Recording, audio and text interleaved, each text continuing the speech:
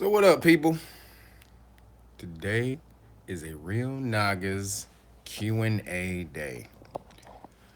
You guys know I hate doing Q and A's, but I haven't been able to put out uh, any videos this month because I've been dealing with a moving situation.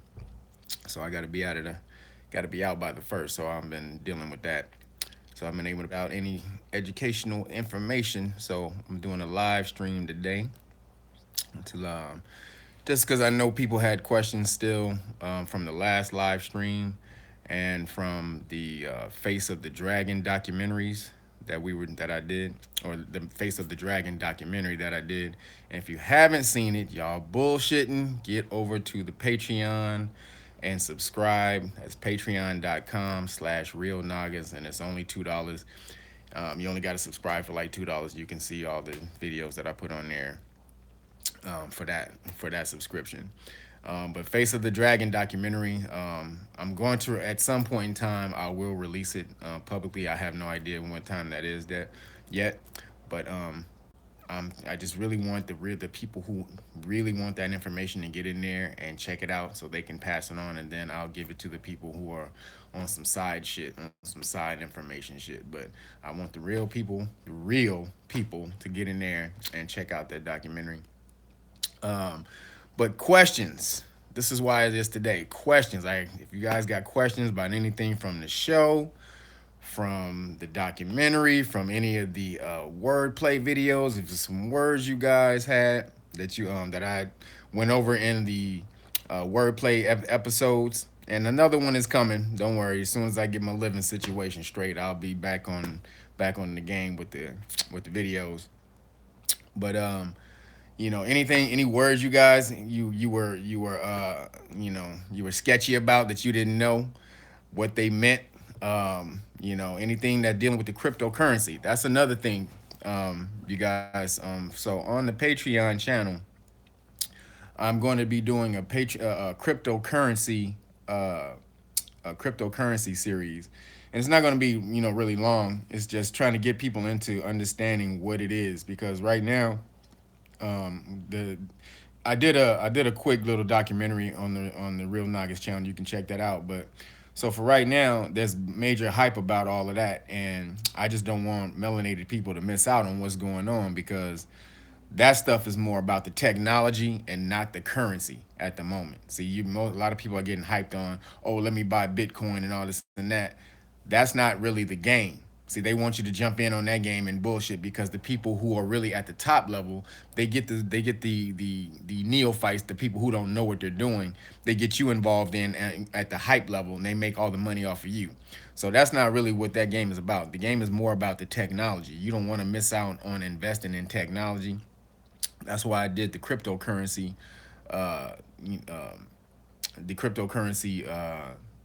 series. That's why I'm doing the cryptocurrency series, because you guys need to understand what the cryptocurrency is more like. Let me scoot over from this light.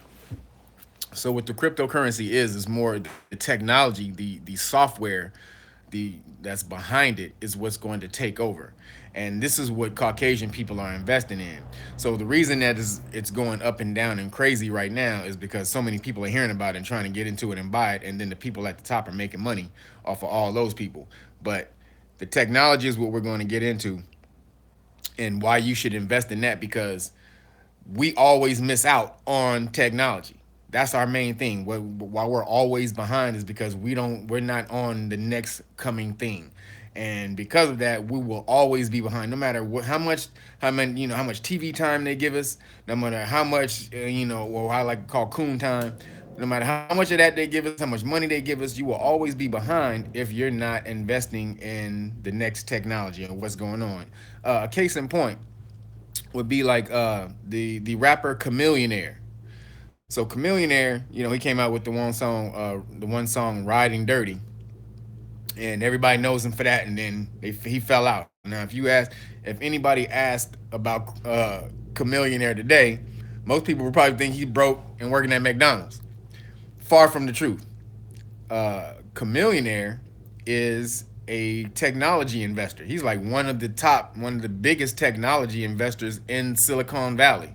So like he took his little his riding dirty money, invested it in some apps, and now this dude is worth like close to $100 million. But you wouldn't know that. Chameleonaire is worth is major paid off of investing in technology because he understands. Somebody else, Bone Thugs and Harmony. The guys in Bone Thugs and Harmony, those dudes are making crazy paper right now because they're investing in what? Technology. So, that's why I did the cryptocurrency thing in case most people don't understand why I jumped on that. And it's not about trading coin, which is another part of it. We can, as far as melanated people, we can create an infrastructure for ourselves, no matter what the cryptocurrency is doing on the market.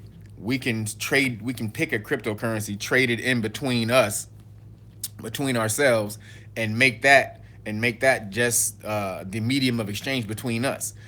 That would create a certain level of power because we're only dealing with one thing. Now we should be creating our own cryptocurrency, which is why I'm trying to get out there and get people who code and to make our own cryptocurrency. But until then, we could do something like that.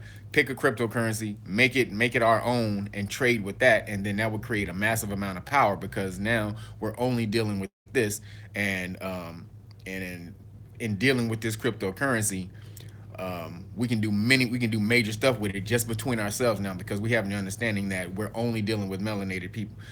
Only melanated people will be trading this coin. But that's on the cryptocurrency side of the game. But that doesn't matter if we don't have any organization. Like we can have all the cryptocurrency and money in the world, as you see right now. You got a gang of brothers in the world with money who can't do anything, or who don't understand how to move with the money because they're not in on the information. The information is what's key. So this 20 sitting low. What up, baby? What up? So you guys got questions about the future, where this stuff is going, and I don't like to tell people what to do. I'm more of a, I see things. I'm privy to certain information, and I see things, just the way I see things, and I share that information. So, there's certain ways that we need to be able to move, if we're gonna make it. That's just, and one of those things is organization. I mean, we preach this so much on the Zoe What show. Organization. Oh man, you gotta get organized. We need black dollars. But the software, he said, what software should you be looking into? There are many at the time right now. So as far as the cryptocurrency side of the game, there's so many, like, Cardano. What's another one? Ripple is a major one that will be, because the technology behind Ripple will be used by banks in the future. So that's a currency you want to get on because of the technology, not for the trading aspect of it. When all the banks eventually switch all their programs, their software over to Ripple, that's when that currency was going to go crazy off the chain. And that's why you don't want to be in cryptocurrency, investing in buying it and selling it really volatile right now. You want to pick some good technology, buy that currency, hold on to it, and then wait. Like the guy who put in $25,000 in Bitcoin in 2012 and made $500 million. So you want to be that. What's good, Mel? So you want to be like that. You want to be, you want to buy, hold, and wait for the technology to mature. So, but as far as the organization though, if everybody's just out here and trying to invest and getting money, and we don't have some type of some organized system be able to match with the information. You got application of information, as you guys always hearing me saying. Application information is everything. Doesn't matter what the hell you have. I can have a whole goddamn library, but if I don't apply any of that information, it doesn't mean shit. So this is what we need. This is what we need to do. So that's one aspect of the game, is everybody getting into the next coming technology. We all need to be on that. So, engineers, coding, all of this type of stuff that we need to get into. That's the next side of the game. But that's more in the future. Right now, we need to understand the place we're in, because what's going on right now, as you see with Trump being the president, most people don't understand why he is the president. And while he's tweeting on he's tweeting and doing all this crazy shit on TV, uh, he's create on the back end, he's fucking up the government. Like, he's doing like everything with the government. He's literally just destroying the government on the back end. Most people don't see that shit because that they don't put that on TV. But this motherfucker is destroying every piece of infrastructure that America is, because that's his job. He's supposed to destroy America. Then they come in with the solution. Oh, hey everybody, let's start a one world government, and then boom, they got you. So unless if melanated people are scattered around when this finally happens, you're gonna be fucked. That's just it. You're gonna be fucked. So I've said this on the show before about creating like mini organizations. So you can't start with a giant organization first. You have to create a mini organizations, like many small organizations between yourselves. So you only need two people to change some shit. Like two people, you only need two people to agree on some shit to change it. So get with each other, you know what I'm saying, and start with just two cats.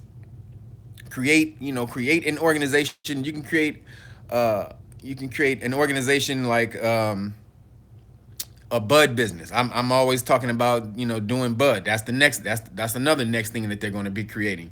Um, little organizations within your hood to help people, little building organizations. You can do anything like that just to come together and try to create and try to start with just that little pebble of information. Okay, let's get together. Let's do something once a week. All right, we got this once a week going. Everybody's committed to this once a week. All right, let's do two. Let's do twice a week. All right, now we're together. All right, now let's pull our money together. All right, now let's find something to do with this money. Now this is how we start the ball rolling on and getting shit done. Um, so can you create a general corp? You can create any corporation. You can create any corporation you want. But remember the type of the game. There's two things in the game. There's corporations and trust. Okay, so corporation, there's the yin and yang. This is the yin and yang of the game. Corporations and trust. A corporation, both of them are legally persons. Okay, a trust and a corporation are both legally persons. However, one is legally a public person and one is legally a private person. So the public person, which is the corporation, is what you use to acquire assets. Okay, this is the public person. He's out there, and corporation comes from corpus body, which is why you all get together. Together, we create one giant body. We're Voltron. Now, it's damn near impossible for anybody to smack us because we're all together. See, this is the name of the game. No one out there is mashing on themselves. If you look at anybody out there who's doing anything, they're all together.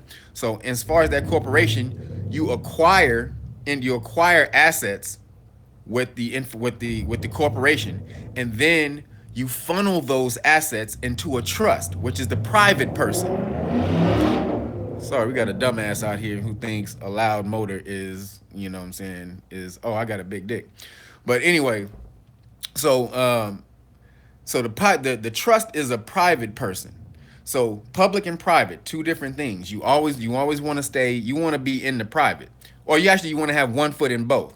So you'll get your corporations, get together, you get your corporations. This is how you acquire assets, money, whatever you need to do. And from those corporations, you funnel that money or those assets into a trust, and that trust now is private. Now from that trust, you can do anything. So as far as a trust, which is the major aspect of the game, inside of a trust, the trust is able to own all of your assets. But now as the trustee of the trust, meaning you, the person who created the trust, you're the trustee, you control everything, but you don't own anything. So now when they try to come back and try to get you and get all your assets, get everything from you, you don't own anything. Like the trust owns that. Whatever the name of your trust is at the time, my trust owns that. Sorry, I don't own that. An example of that would be O.J. Simpson. Like when the Goldmans came for all of OJ Simpson's when they came for all of his stuff when after they won the civil suit, most of OJ's stuff was in a trust for his there was in a trust for like different trusts. Like so he had a trust for his clothes, he had a trust for his car, he had trust for he had a trust just for his Heisman Trophy. Like says, which is why they couldn't get his Heisman Trophy. Like he's like, I don't own that. That's that's in a trust by itself. So this is the game that they're working at the top levels, and I've been trying to break off what we need to be doing immediately. So should I start one of each? Well, you have to start a corporation first. See, the question was, so should I start one of each on my own? You can do that. Remember, there's more power in numbers. Hold on. Sorry. So remember, there's more power in numbers. So again, a corporation is that external body that stands in front of you that's able to take all of the shit from the public that you don't want to take. But you're more powerful, far more powerful with, you know what I'm saying, with a lot of bodies within that, which is where corporation comes from, body. So you want as many bodies within that corporation, everybody thinking on the same mind as possible in order for that corporation to be powerful, which is one of the main reasons we started Cop Stop Guardian. We want to be saving people. Absolutely. We want to get in there and at the traffic stop, we want to get in there and help save people from getting an ass beaten from that billy club, from that nightstick. But our major goal is creating Cop Stop Guardian, the nonprofit, making it into a major organization. So, like the NRA, we're a nonprofit in the same on the same line of as the NRA. So we can have political power. That's the main thing. You want to have some type of political power as a body. If I come by myself, then it's easy for them to, it's easy for them to defeat me as I'm nobody. But if I got all of these people, just like the NRA, which is why you see they can't just dismiss the NRA. Whenever somebody gets shot, it'd be 50, 100 million people, 100 people get shot, but they cannot come out and say guns are bad. Why can they not come out and say that? Because the NRA would be up their ass legally if they come out and just say that. So that's the major power that an organization like that had, like the NRA has. So we want that type of power. You want that type of power within yourself for your own organizations. Those are going to be the way, especially with what's coming when they try to merge all of these different governments and everything together. That's what's going to be your power. If you're by yourself, if you don't have some type of organizational vehicle to move through, like a corporation or a foundation or a trust or anything like that, you're gonna get ran over. You're gonna get steamrolled. This is what's going on. You see what Trump did. Trump just did the tax thing and made it and did all the tax thing for all the rich people, corporations. You see what they put him in there because he's the corporate dude. He's supposed to wreck all of this shit, make it favorable for corporations to come in here and suck up everything. Now, this is why we can't fuck around. Like we cannot fuck around on this shit. We need to get together and create these type of organizations immediately. We have to act like corporations. But see, what is an organization though? See, so what we get into organizations and why you want to start an organization. But what is an organization? It's an extension. It's an organism. Is where they get organization from, and an organism is a live entity. Okay, it basically moves on its own. Your organ. You don't have to tell your lungs to breathe. They breathe on their own because they're sentient organs. Your cells understand what to do on their own. You know what I'm saying? You don't have to tell your kidneys what to do. They know what to do on their own. These are organisms that don't need your instruction at all. So this is what we need to be doing at the highest levels of the game. Organizations, us getting together and then understanding what we need to do and letting that actually happen on its own. So I don't urge anybody out there to just go and create a corporation just because. Create a corporation that's going to help everyone else within your community. This is how we're gonna build up. This is how we're gonna build up the team. If you create an organization just to make money, then fine. That's the game that they're all doing. But we need to create these organizations to help people. Create an organization to help the little kids to understand and learn shit in the hood. Create an organization to help, you know what I'm saying, some of the brothers who in the hood who don't have information. I mean, we can, these small organizations, once we have these little mini organizations, then these mini organizations can link up and create greater organizations. So I understand I'm saying this and you may not understand what I'm talking about right now, but go and look at anything that's powerful right now. The NCAA, just to give you, the NCAA is a 501c4 organization. They actually have political power, but because they were created by Caucasian people, they can't do anything. See, this is one of the type of an organization that has power that can't do anything because they were created by Caucasian people and they can't get out of their lane, so to speak. If they get out of their lane, their whole shit comes crashing down. So this is what I want for us though, to create an organization so powerful. I want to be more powerful than the NRA. Fuck the NRA. We want to be more powerful than the NRA because we're much more oppressed. We need to make organizations of people who teach each other the law. There you go.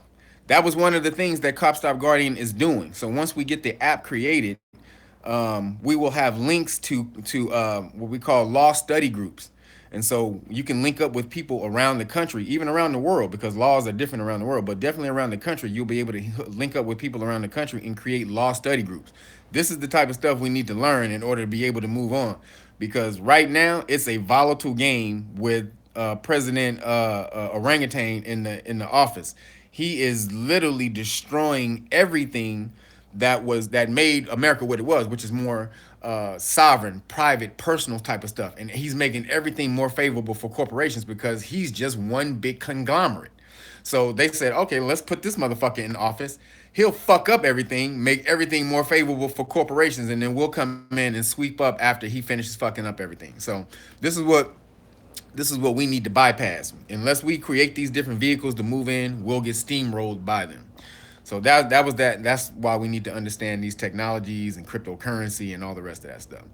But on the other side of the game, if we don't understand, that's why I put the Face of the Dragon documentaries out, because like I said, what do you think we need to teach our people how to act like corporations so we can benefit? Yes.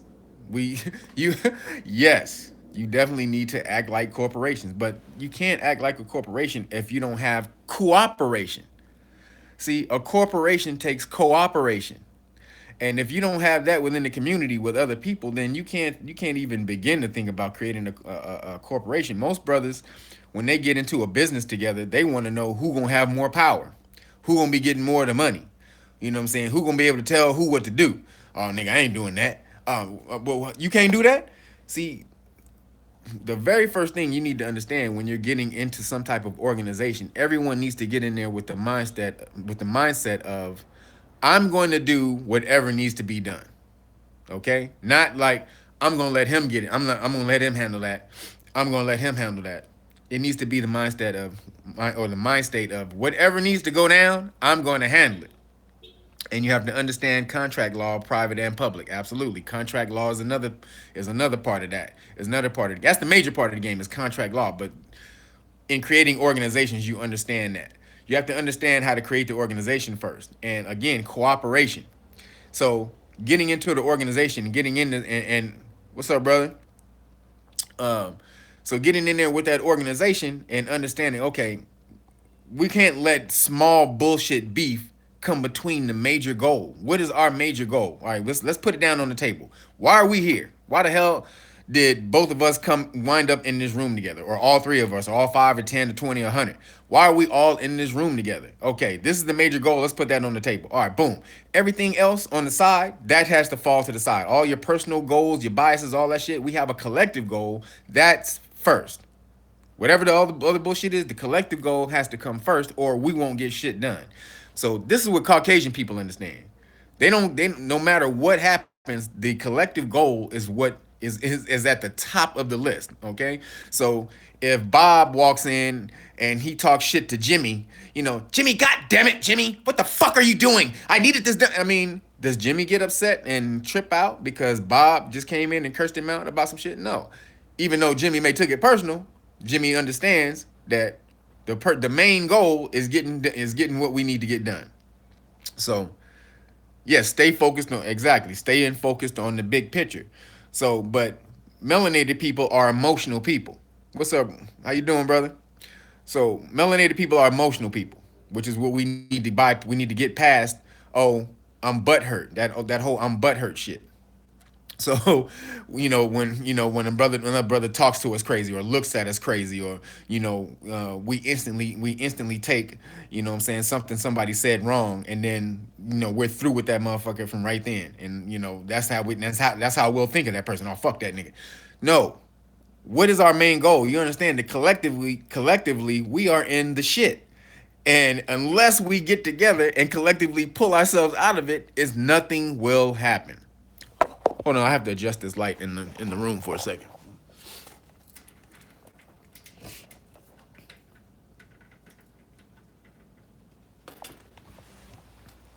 All right, that's better.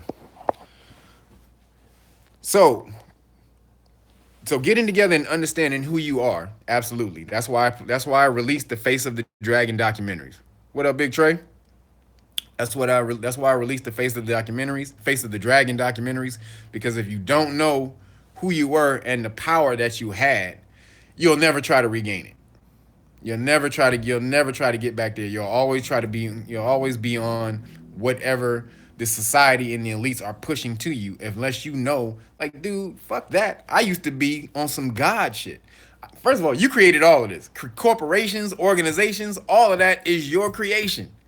All of this stuff is yours. They're using against you. You know, just as and I'm gonna say I'm embarrassed to not know this, but there's so much information out there that what I'm saying, we just don't understand.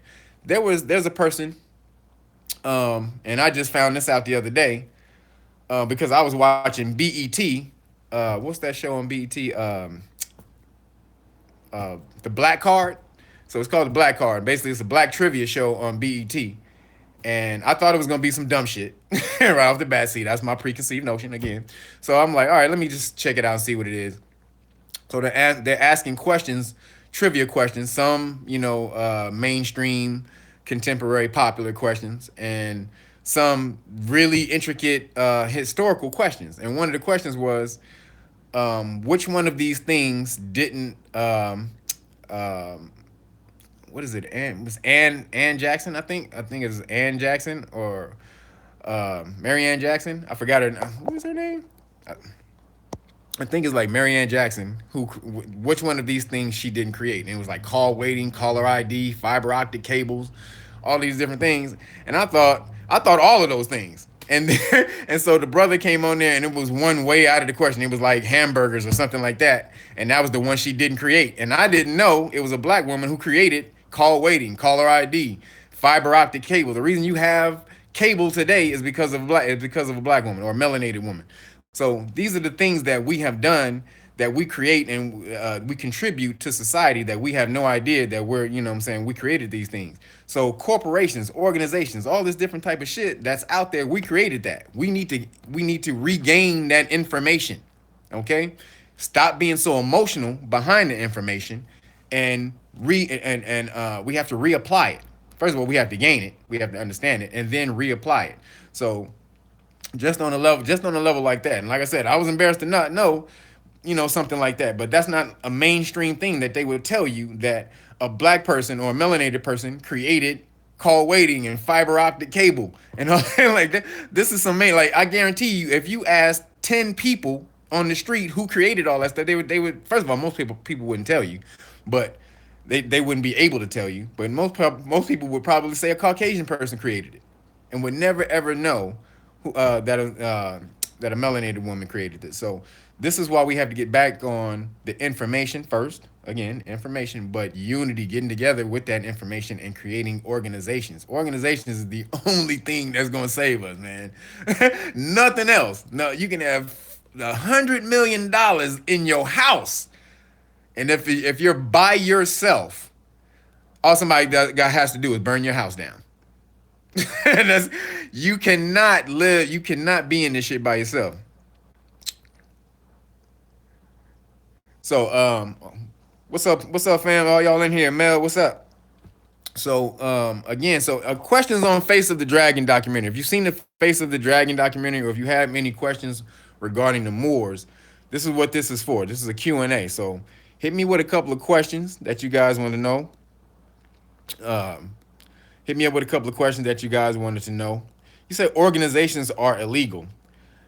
Not necessarily. That's, I mean, you have to understand certain laws and how to apply certain things. But organizations aren't legal. You just need to know how to walk in the law. Okay, the law is very precise. Just so I say this, because I teach learning the law all of the time. The law is very precise. It's a language, and if you understand the language, if you take the time to understand the language, you will be able to get through all of this shit. All of this shit is created off of law. That's why um, uh, news anchors are lawyers, because they have to understand all of this bullshit that's going on in Washington. Everybody in Washington is a lawyer, no matter who the fuck they are. They're all lawyers. So no matter what position they're holding, so you have to learn, at least on a small scale, start learning the law language so that you know how to move. If you don't know how to move, you're gonna get fucked up. Lawyers run the country. Absolutely right. So where should you start when you're trying to understand the law? Okay, that's a good question. Where should you start when you're trying to understand the law? Um, right now, you want to get dictionaries, okay? Because you need to start understanding words and what they mean. Because um, the American Aborigines, we'll get on that in a minute.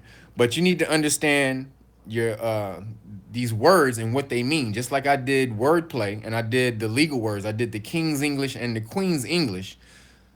Unless you understand that, the Queen's English and the King's English, you're going to be caught up every single time. So you have to get a law dictionary. Black's Law, there you go, Black's Law 4th edition. You have to get a Black's Law 4th edition. The reason you want a Black's Law 4th edition is because in the definition, they have law cases. And that's actually where you learn the law. That's where you learn law language, is reading law cases. So if you do that and you go study, then you go online and you can look up the law case, and then from reading that, you'll start to get a comprehension of law, of legalese, what they call legalese. Okay, when you read it enough, you'll start to understand it, and then there will be nothing they can actually hide from you after that. Once you understand the law, they can't hide anything from you within the law anymore. So get started on law. Get a Black's Law 4th edition dictionary. Start looking up some law. Says white Australia has a black history. Absolutely, every country, and it's not black. It's melanated. Remember, black is a second class citizen. That's one of those legal words that you guys need to look up and understand. That means master. It means slave. Okay, white means master. Black means slave or servant. So if you don't understand these terms, they'll fuck you with them. So I thought they were called Aboriginals. Now, Aborigine is from Aboriginal. Okay, so it's basically the same thing. It's a shortened derogatory term of Aboriginal. Remember, they have to create lower terms for you. Whenever they're creating these titles, they create these lowly, minuscule titles and terms for you, so that you don't gain power from whoever you are. If they put a powerful title on you, then you can gain prestige and power from that, and then you know what I'm saying, and come back. They don't want that from you, so they put these small terms like Negro, minority. These are words with very, very, very low vibrations. Okay, it's extremely low vibrations. Then we take them on. Oh yeah, I'm a minority. Oh yeah, I'm black. And you say it with such pride and such fervor that every cell in your body believes that this is what you are, and then you take on that energy. So you need to start empowering yourself. Understand who the hell you were, who you were, and proceed with that energy. You are Aboriginal. Aboriginal means what? Ab means is Arabic, means father. original. You're the father originals. Okay, wherever the hell you are on the planet, the melanated people are aboriginals. You are the father originals of that region. There's a documentary on, not even a documentary. There was an experiment on that this Japanese scientist. I think we played the clip of this on the Zo What show. He did an experiment to try to prove that all Japanese people were from the same region, from that region. They weren't descended from black people. So he did a DNA test. He took all these people DNA in Japan, and came back, and he was like, "Oh, I was so surprised to find with my findings." And they were like, "Well, what did you find?" That everybody in Japan is descended from Africa. And they were like, "Oh, what a damn surprise! Like, you thought everybody else in the world was descended from Africa and not you." Okay, so again, you are father originals around the world. I mean, father, mother, and father originals. It's not just, not just masculine. It's the masculine and feminine. So we are the original people. So and if you understand that, you have a more claim to the land than anyone else does. Okay, but if you don't understand who you are, you can never come and reclaim that. Never, ever, ever. You can never reclaim something if you're not in your right capacity. Like, you know what I'm saying? Can you come back and say, you know what I'm saying? Say, well, can you come back if somebody's sitting in your house and you go to the police and you say, "Yeah, that's my house," and then it says, "Well, that belongs to Darren Stevens," and then you say, "Are you Darren Stevens?" And you're like, "No, I'm Michael Johnson." Well, this house is Darren Stevens. Well, I'm Michael Johnson. You can't come back and get a Darren Stevens house with a Michael Johnson name. So that's how shit is right now. It says, "Oh man, I missed your quote," but you have to come back what's called your right capacity. It's called being called in your right capacity, in your right mind. Capacity means head. Okay, kaput. It comes from the word kaput. It means head. So being in your right capacity means being in your right mind, your right head, and so letting go of these titles. These titles give us such we think they give us such power. Black is literally a disease infested blanket that melanated people wrap themselves up in. It keeps you warm, it keeps you comfortable. It keeps you feeling like, "Oh yeah, I'm good." But all the whole while that shit is killing your ass, because these are labels that they put on you in order to keep you down. Like, look at the label game. A person who used the label game at the top level would be somebody like Donald Trump. Anytime he wants to degrade something, he labels it, like crooked Hillary, or what do you call Jeb Bush, low energy, called Jeb Bush low energy, or you know what I'm saying, he yeah, fuck Trump. But Trump is a smart motherfucker with the labeling.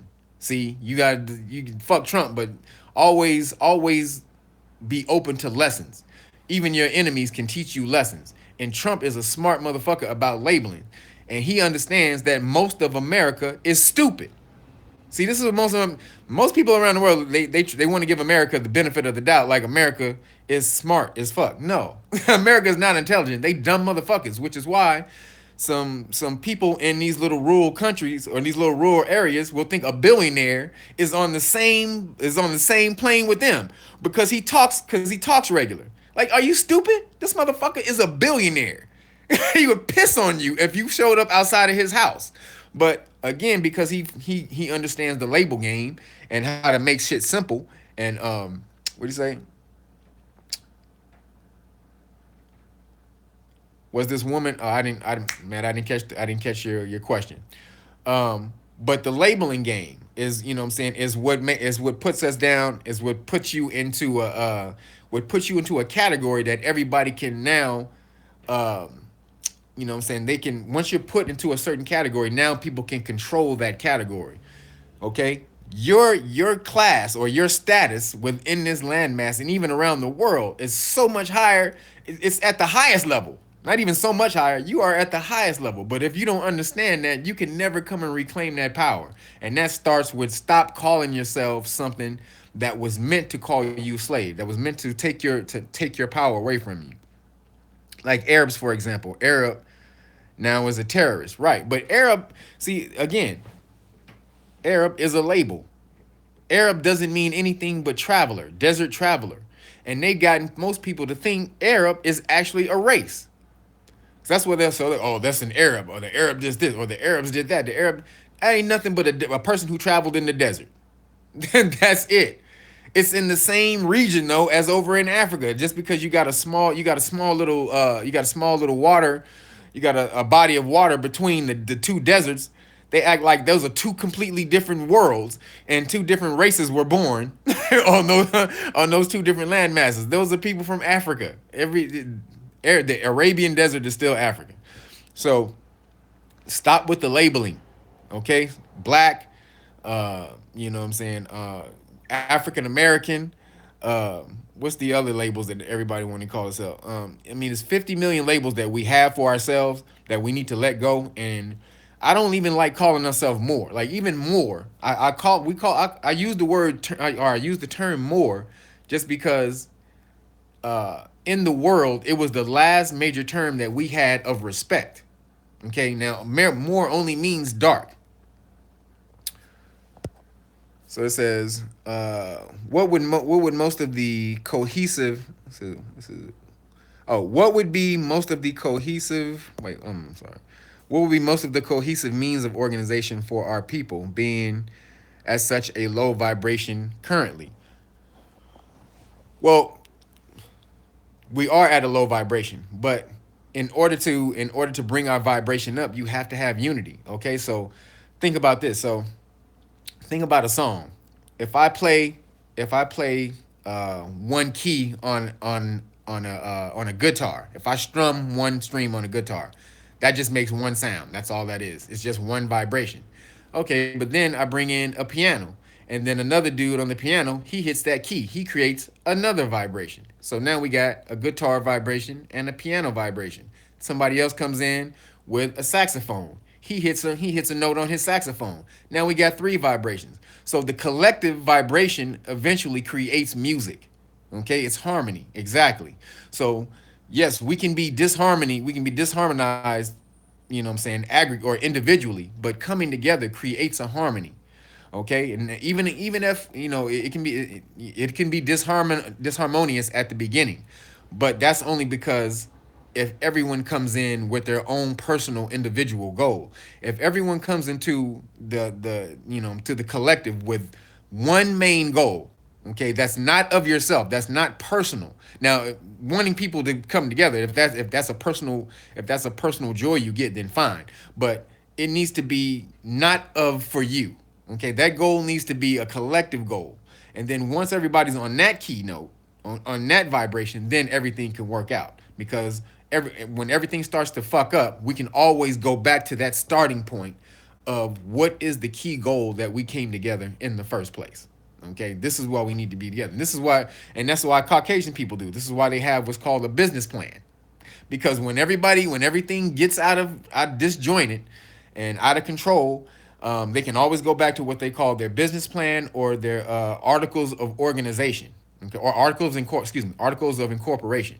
This is when you start a corporation, you create something called articles of incorporation. This is the way you want your corporation to be ran. This is everything. Like, this is why we came together. This is how it's supposed to be run. This is what we're gonna do if this happens. This is what we'll do if this happens. Blah blah blah. You plan for all that shit at the beginning, and then this is how it's run. So most melanated people, we don't have any idea about how to plan like that. That's not our game. We're not about planning. We're about literally what, you know what I'm saying. This is one of our powers. We're very spontaneous people. We create spontaneously, which is one of our things, but we need to get back to understanding how to plan and executing a plan. And that's where the power of organization comes back in. So, excuse me. So this is why I put out the Face of the Dragon documentary, because that's going to take us back to give you back the understanding of your power, of who you once were. Because if you were so powerful that they had to create a mythical two mythological creatures out of you, of a damn dragon and a phoenix, And this dragon and phoenix are the most powerful beings in the history of creatures. Out of any creature that you will look up in history, the dragon and the phoenix are the two most powerful creatures out of any creature in history. So you're so powerful, they created these two mythological creatures out of you, but you have no idea about that. You go around and 50 million people are calling themselves dragon. Dragon is everyone now is a dragon. I'm the dragon of this. I'm the dragon of that. You got dragon dispensary, dragon buds, and dragon the you know what I'm saying, everything. You know, Dragon Ball Z. You know, which is another ill show that breaks off some information. But you have no idea that they're talking about you. So unless we get back to that, like most people, we do talk about coming together in unity. Understanding who you were, getting that power back is the first step. Okay, we definitely need to learn that. Now, all these things kind of need to be done simultaneously. You definitely need to be learning who you were, and who you can be once again. But also you need to plan for what to do right now, because you don't want to get this is why they don't mind you being on YouTube and learning all the history, because if you're starting to learn right now who you were, you're not going to be able to stop what they're doing in order to take control in the future. So you definitely need to learn who you were, but you cannot let that stop you from moving and making moves today. Okay, positioning yourself today. This is a chessboard, and they're capturing. If you understand chess, you have to capture certain squares in order to make moves here and do that. This is what they're doing. So one of those things is, okay, they held our knowledge from us. Okay, that's one thing. Okay, they held the knowledge back, which held us back. So on the chessboard, they say, okay, one of those things is it feasible for them now to give us back our information, if it will help them advance further on the chessboard. Now, and at this time, they're like, yeah, okay, go ahead and give them their information back. Give them YouTube. We'll give them something called YouTube, where they can put out all their information. Like, so first of all, you'll have no idea what's real information and what's not, but their information will be given back to them. But while they're ciphering or sifting through that bullshit, we'll be over here creating a new world. And once they're finished understanding, oh yeah, we were once gods now, but when they come out of that, we have a whole new control over the world. So we don't want to get caught up just in learning who we were, and then once we finish learning who we were, we're out of the game again. Okay, so this is why there's different aspects and levels to this shit. Like Caucasian people have little secret societies for their kids. Like, do you understand that? Like, they have secret societies for their children. Like, what's that guy who created Game of Thrones? His name is George R.R. Martin, right? So the two R's in the middle of his name, one of those R's stands for a Christian order that he entered into when he was 13. It's called the Order of Richard. Okay, it's a fucking Catholic Christian order, which is why he knows all of this historical shit that he puts in Game of Thrones. We know what most of that stuff is about, more the Christians defeating the Moors, if you understand what that shit is. But you see all the dragon symbolism and all of that stuff inside the movie, and that has to do with you. As a matter of fact, this is the funniest shit. Game of Thrones was actually created off of one of the movies I show in The Face of the Dragon, which is called Dragon Slayer. Okay, this was an old movie from the 80s, and I break this movie. This one is probably the most powerful movie that they show you with symbolism about the Moors and the Christians. And so, Face of the Dragon. What does that say? So it says or the guy who invented the Monopoly board. All right, yeah. So you're right, brother invented Monopoly board. But in Game of Thrones, in Dragon Slayer was the very first movie that was created esoterically for the people who are in secret societies. Everybody who's in the Illuminati created this movie so they can teach their kids and their people behind the scenes. The dude who created Game of Thrones, he said this is his favorite movie. He came out and said, "Oh, my favorite movie is Dragon Slayer. This is where I got the idea for Game of Thrones."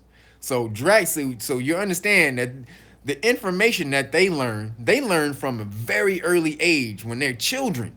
I mean, being inducted into a Christian order at 13, where he's learning all this information and putting it in Game of Thrones, and now Game of Thrones is the biggest TV show in the history of the world. Like it has more awards and more views of any TV show in history. But this is them telling your history. It's your knowledge. This is why so many people gravitate to it, because it's history. It's the history of the feudal system of when the Moors ruled, and they had, and we were enslaving a lot of Christian people and a lot of people around, not just Christian. We were enslaving everybody. So this is why that information is embedded within your DNA. I mean, it's in there. And so when you go and see some stuff like this, you're like, oh shit. And it's kind of your DNA remembers, and you kind of gravitate towards it. So that's why I say we need to learn all of this shit together. Learn the history, absolutely. Learn your history, but you can't sit back and just what I call, again, mental masturbation. Learn the history and feel good about the history that you're learning. You need to get on that. That's one part of it. Make that one section of the day or the week, and then come together and create the organization, and that's the other part of your week. So now you have the yin and yang going. We're learning our history, who we were and who we need to be again, but we're not just stopped at that. We're coming together and creating something so that we don't get steamrolled by this bullshit that they're doing in the world. So that's why I tried to introduce you guys, or not tried, but that's why I introduced you guys to the cryptocurrency. That's the new game that they don't want anybody to understand. They want you to understand because they want you to invest in it, because they want to take your money. But they don't want you to understand the technology behind it is what's really gonna push everything that's coming in the future. Everything that's coming in the future is going to be pushed by this new technology, or what's called blockchain technology. So on your individually, I suggest you guys get out there, get into YouTube, type up blockchain technology, try to figure out what it is and why you need to understand and be on it. That's just one thing you need to be on, but why you don't need to let this information pass you by. It would be like uh somebody hearing about the internet in 1989 or 1990, and then like, oh yeah, that ain't gonna be nothing in the future. Oh, that's yeah, they ain't nothing gonna happen with that. And then you see the internet runs the world. So yeah, the Ripple is just again, going back to the cryptocurrency called Ripple. Ripple is just a currency, or is a technology that will allow banking systems to operate more efficiently, which is why you want to be on it. So I'll give you again, banking systems are evil. The banks are evil, absolutely. The banks are fucking evil. However, you can benefit off of the shit they're doing, and then transmute that money, or funnel that money into some good shit. So I'll give you a case, another example. About 10, 15 years ago, there's something called the FRID chips. The chips that you get embedded into your body, and they have all the information on your about who you are and where you're. Most of the chips are in dogs right now. They get their dogs chipped in the ear, and so they can find their dogs. Okay, when that technology came out about 15 years ago, it was like the companies, yeah, FRID chip. Thank you. So when that technology came out about 15 years ago, the stock was at 1 cent. It was at 1 cent, right? So right now, if you go look up the stock, so me and my girl, we bought into it back in at 1 penny.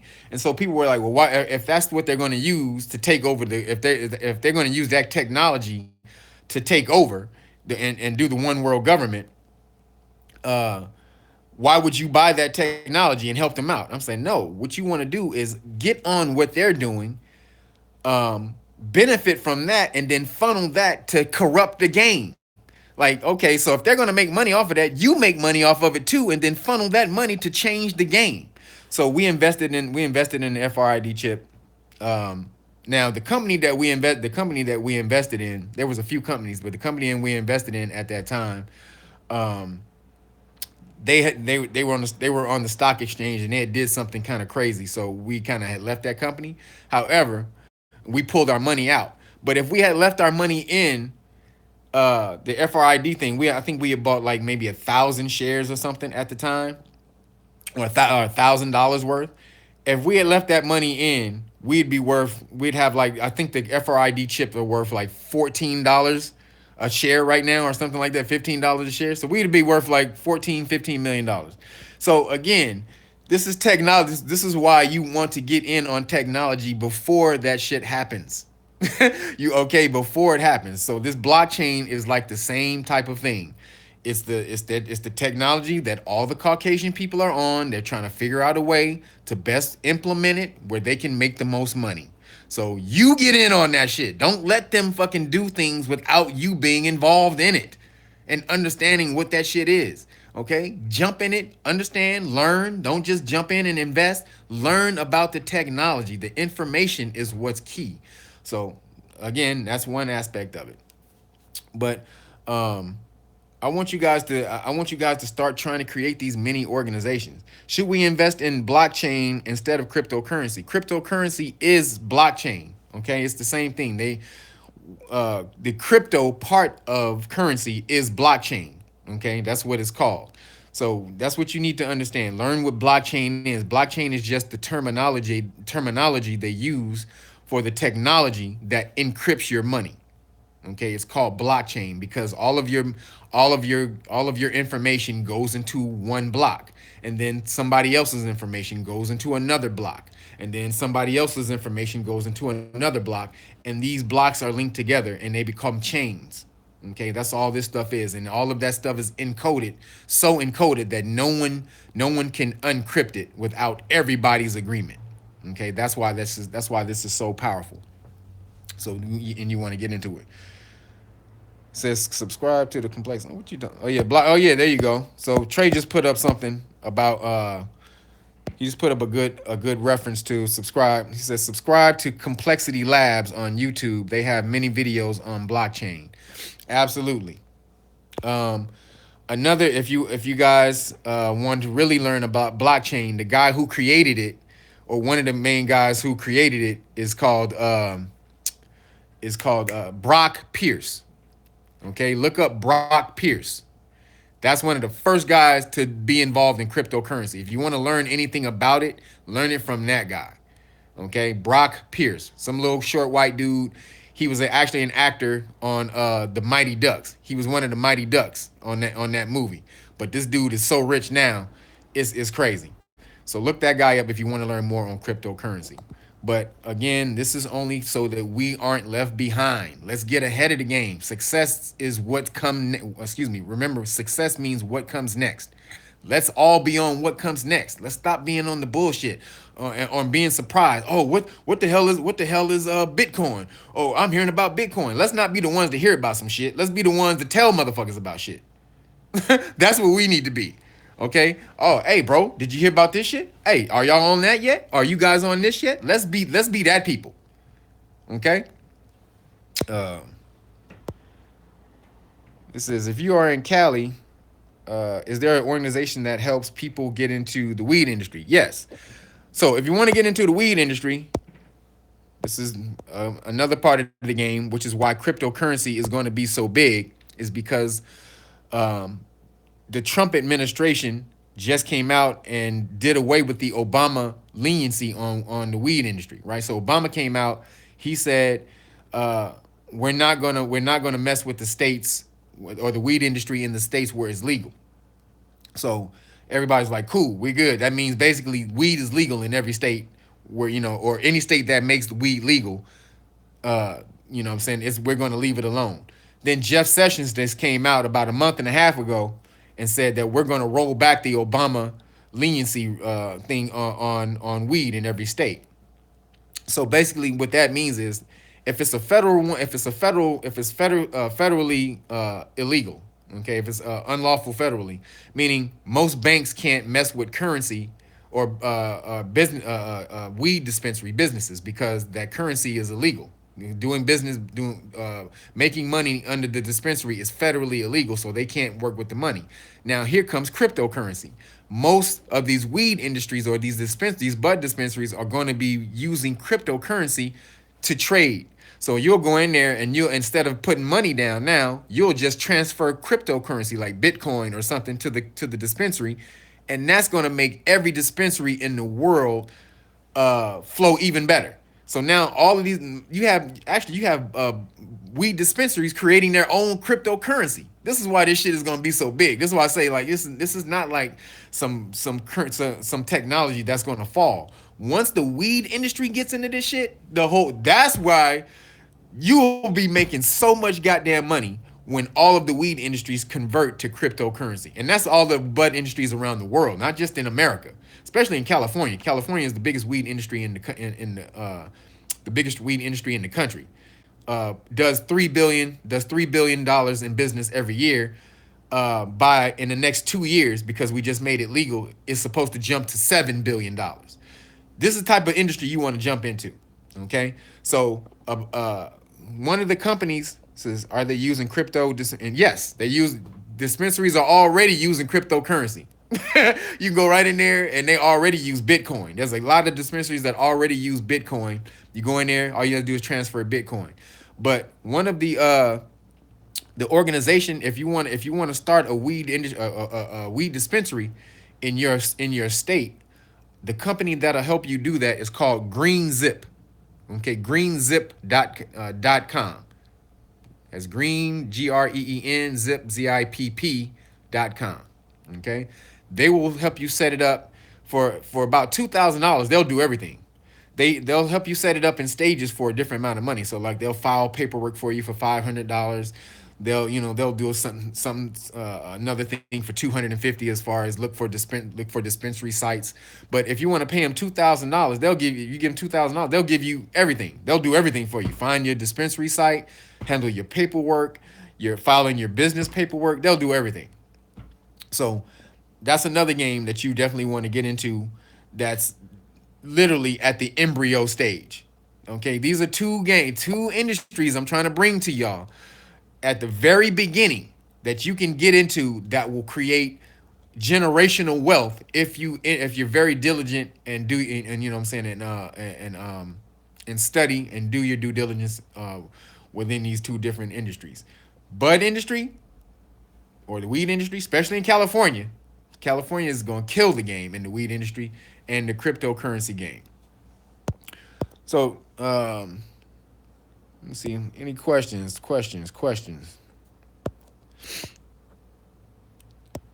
So, did anybody have any questions about the Moors or status? Let's see.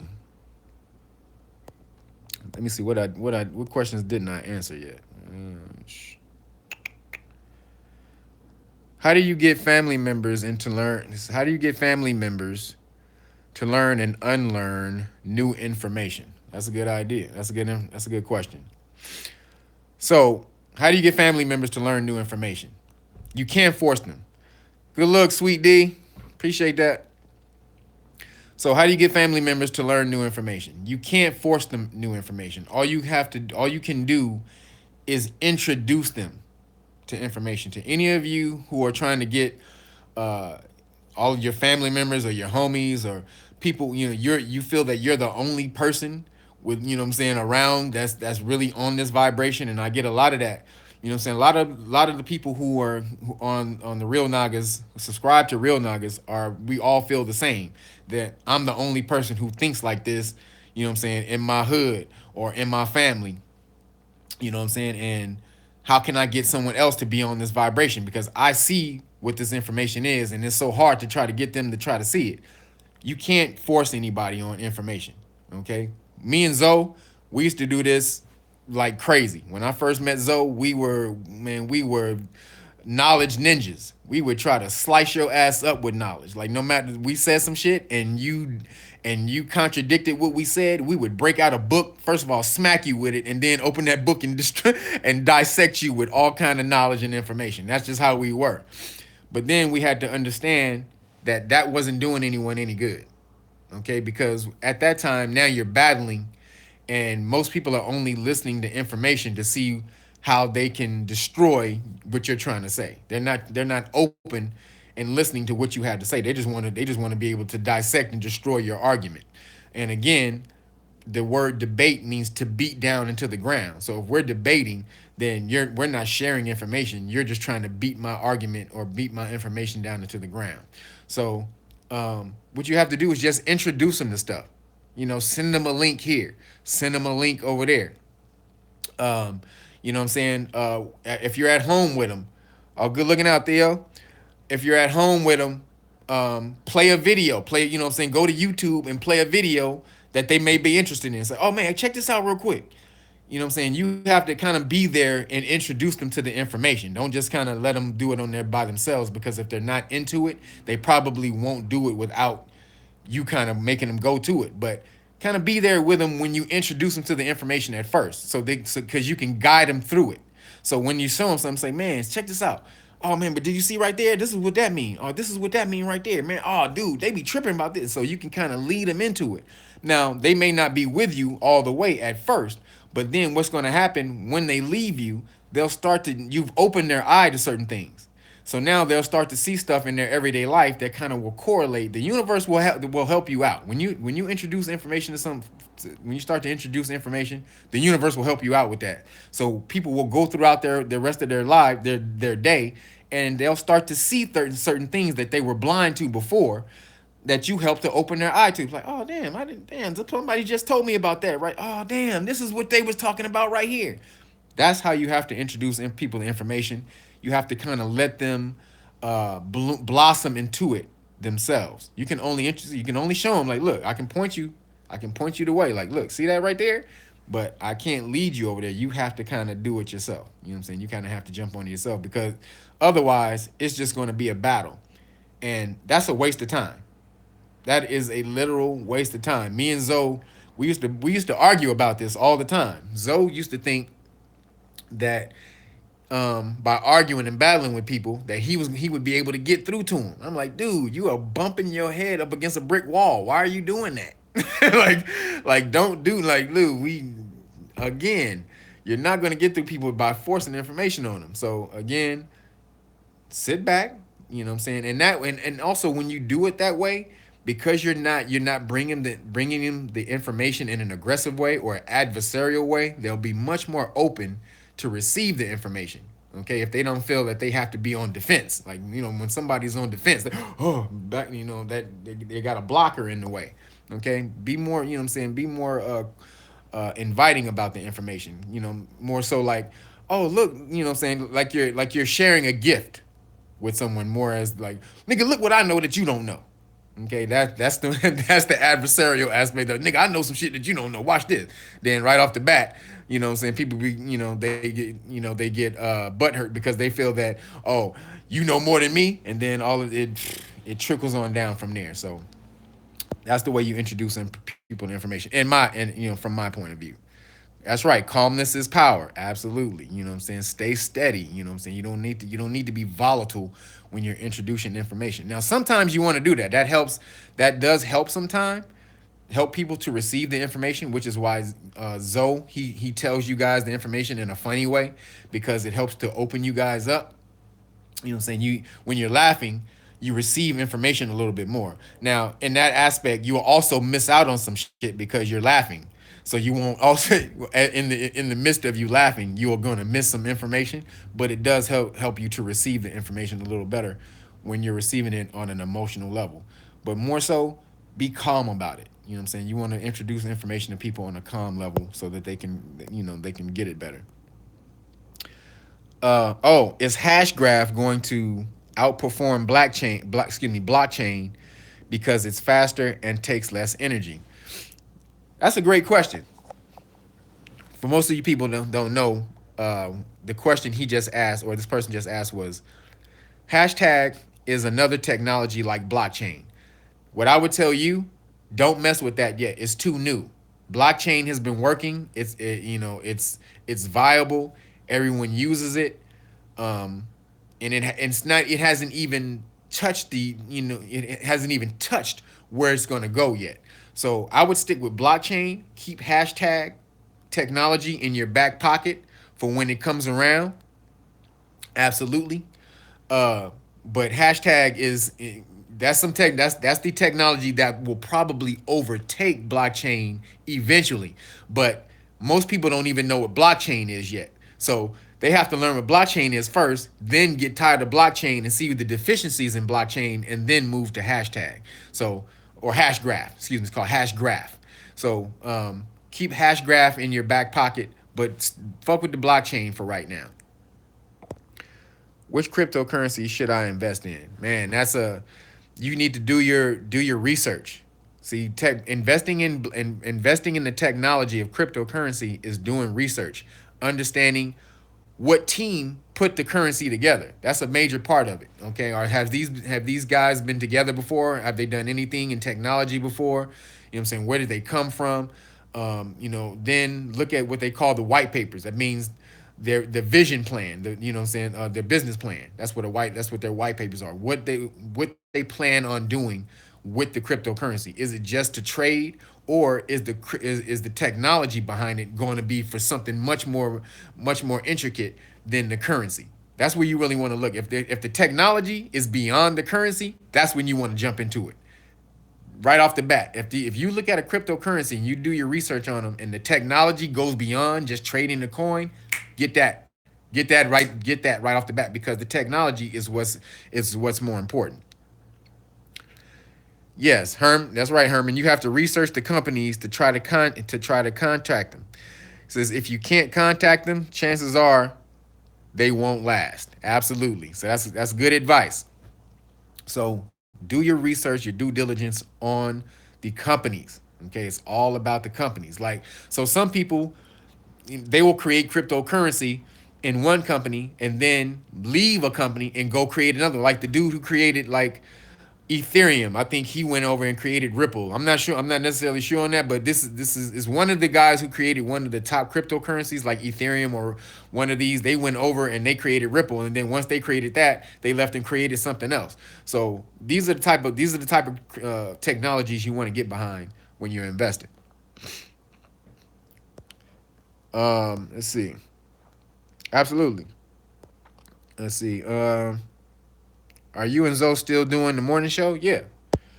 We haven't done many of the morning show, the Zoe What shows, because of the new year and um, you know, just different scheduling times. But so we only done what, one or two shows within the last month or so. But we'll be back on regular schedule in February. Since I looked into Bitcoin thing, it's confusing.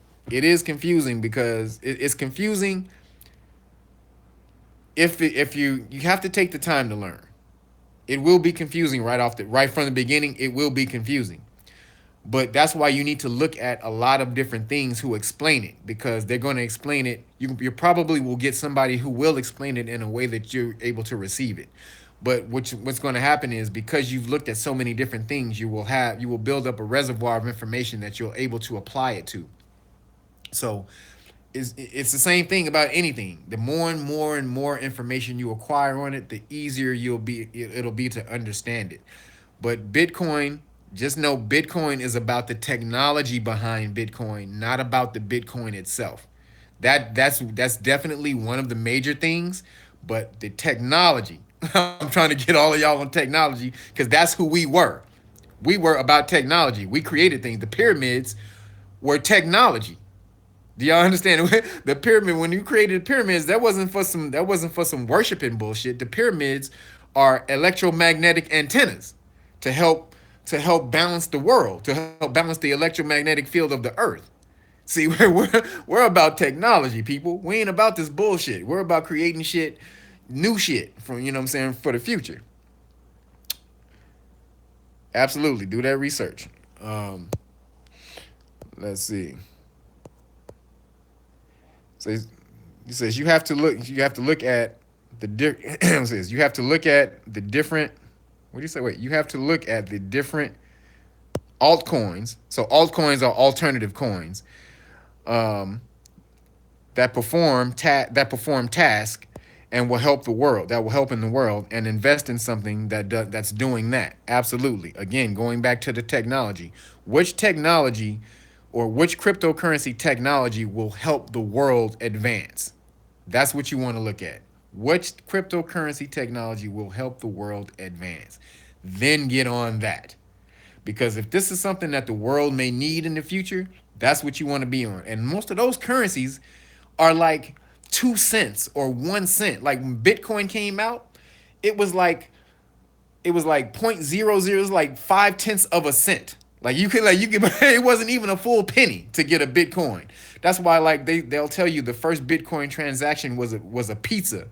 Somebody bought a pizza with Bitcoin for like a tenth of a like 5 tenths of a Bitcoin, and that Bitcoin became or that much of Bitcoin became worth $25,000. So that became the pizza that was the pizza that was bought for $25,000. So if you guys go look that up, it's real funny. So again, the technology, what's going to help the world advance in the future? That's what you want to invest in. It says bruh, people been getting scammed to exactly think there was a coin out. Wait, what was that? There was a coin out there, not knowing, not knowing it was digital. Yes, well, again, again, knowledge is power. You guys and all of you know that if you get in just to try to get in on some old, I'm going to try to come up shit, you will fail.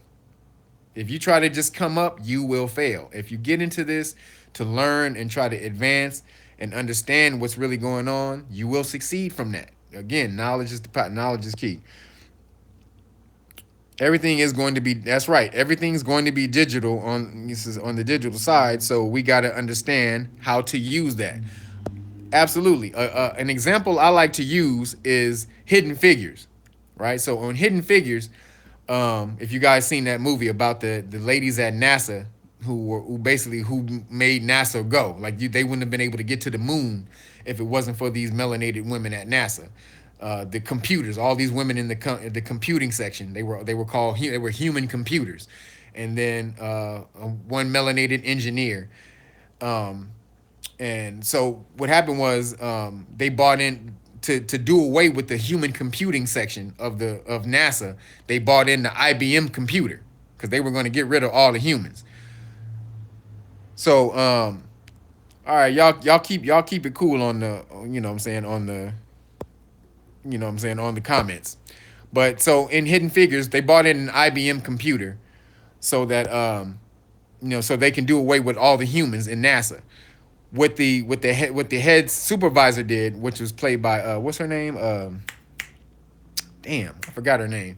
But what she did was go and went to the library, found a book on how to program the computer, because the people who bought the computer in, they didn't know how to program it. So she went, got a book on how to program the computer, and made herself valuable because she understood that computer was going to be the future, and they were going to get rid of them if they didn't make themselves valuable in understanding how to operate that computer. She went, got the book, learned the computer, taught it to all the women in that department, and they couldn't fire that department because they were the only ones who knew how to work the computer. That's how we need to make ourselves valuable with technology for the future. Understand what's coming, learn that, and make yourself valuable with that shit. That's the information, as well as who we used to be, because that empowers you on a different level. But in order to gain some ground today, you need to be on what they're on or what they're not telling you, and that's the technology side of the game. Yeah, Taraji P Henson. So some shit that we had major power over, creating the new thing, what comes next. All that technology shit is us. We're not into any of that shit nowadays. Like, we do minor stuff like the creator of the 300, the Chrysler 300. That's a brother. Most people don't know that. You know what I'm saying? But as on the invention side of the game today, we have fallen to a very low state, which is why I go back to the lady who created fiber optics. And I keep forgetting her first name. Is it Mary Ann Jackson or I forget? Shirley, is it Shirley Ann Jackson? I think it may be Shirley Ann Jackson. So she's at the top of the game. She's in every organization that you can consider, that you can think of. She's at the head of IBM. She's on the board of IBM. She's on the Council of Foreign Relations. She's at every organization you can think of.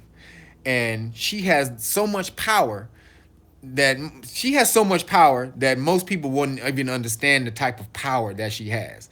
And I'm going to give you an example of the power of an organization.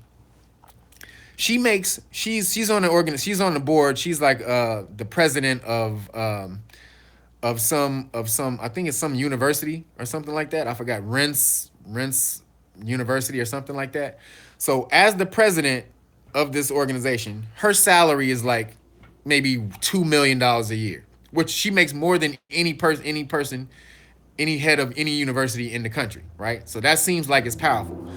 But where her true power is the organization of the university, because she's on the expense account. So even though she's making like $2 million, the university is built her a house. Is building her a guest house. Is building her a guest house. The university pays for her trips. The university pays for everything that she does, let alone pays her $2 million salary. So this is where the power of organization. So I say the power of organization comes in. Your organization can be so powerful that it does everything. It does everything in the world, and you sit back and you are the controller. You're like Geppetto, or the Wizard of Oz. You're back there just maneuvering the strings, and you work everything. So I was looking at her salary at first, and I was like, man, for all the shit that she's done in the world, creating fiber optics, creating caller ID, and all the rest of it, I'm like, man, she doesn't have any money. Then when I started researching more, she has the power of a whole university. So the university is probably worth like billions of dollars. She has all of that at her disposal. So she doesn't need to be worth billions of dollars. She has control of an organization that's worth billions. Do you see the power of organization? You don't have to own it. You just need to be in control of it. And that's that side of the game. So she's somebody who's learned from the Caucasians in the game, in the top part of the game. Don't own, control. And this is where we need to, and this is the game we need to jump on. So creating mini organizations. Right now, a good thing to do is create mini crypto organizations in your hood. To get started, that's a great place to get started. So come together with about 5 people and say, we're going to learn cryptocurrency. This is just between us 5. We're going to come together once or twice a week, and we're going to break down the cryptocurrency game. This is what we're going to do. We're going to learn about what cryptocurrency mean. We're going to learn about where it came from, what this blockchain shit is about. And then what you want to do is have each person throughout the week go learn a different thing about that system. Then you all come together and bring separately what you all learn separately together. That way your information increases exponentially. Because he learned this, he learned this, he learned this, you were in charge of this. Now we bring all this information back together. Now we all have all of the information. So do that type of shit. You start with 2-3 people, little small cryptocurrency organizations, learning what that is, learning why you should be involved in the technology, and then jumping on that. Once you learn that, then you can bring people in and start to educate them on why they should get into this shit in the future. Because once everything goes digital, and they're able to shut you off, the game is over. The thing with this is they won't be able to shut this down. The only way they can shut down cryptocurrency is to shut off the power grid around the world. See, they were trying to maneuver this into a one world currency with credit. See, with credit, they can just shut down the credit grid. They can just shut that down, and everybody's money is obsolete. With blockchain technology, because the blockchain is spread out through so many computers around the world, everybody has access to the blockchain. The only way they can do away, they can shut it down, is to literally cut the power to every power grid in the world at the same time, which is damn near impossible because all power grids aren't connected. So they can't. There's no way they can shut down all the power around the world at the exact same time unless they had like some super massive EMP, which that doesn't exist. That could do that. So this is why blockchain technology is going to be the future, and this is why they're scrambling to try to figure out how to take control of this new thing, because they were like, oh shit, we had it under control with the credit game. We were going to be able to shut everybody down on the credit side of the game. Now we can't do that because blockchain changed the whole fucking shit. Blockchain technology changed the whole game. So get in there and learn what that is.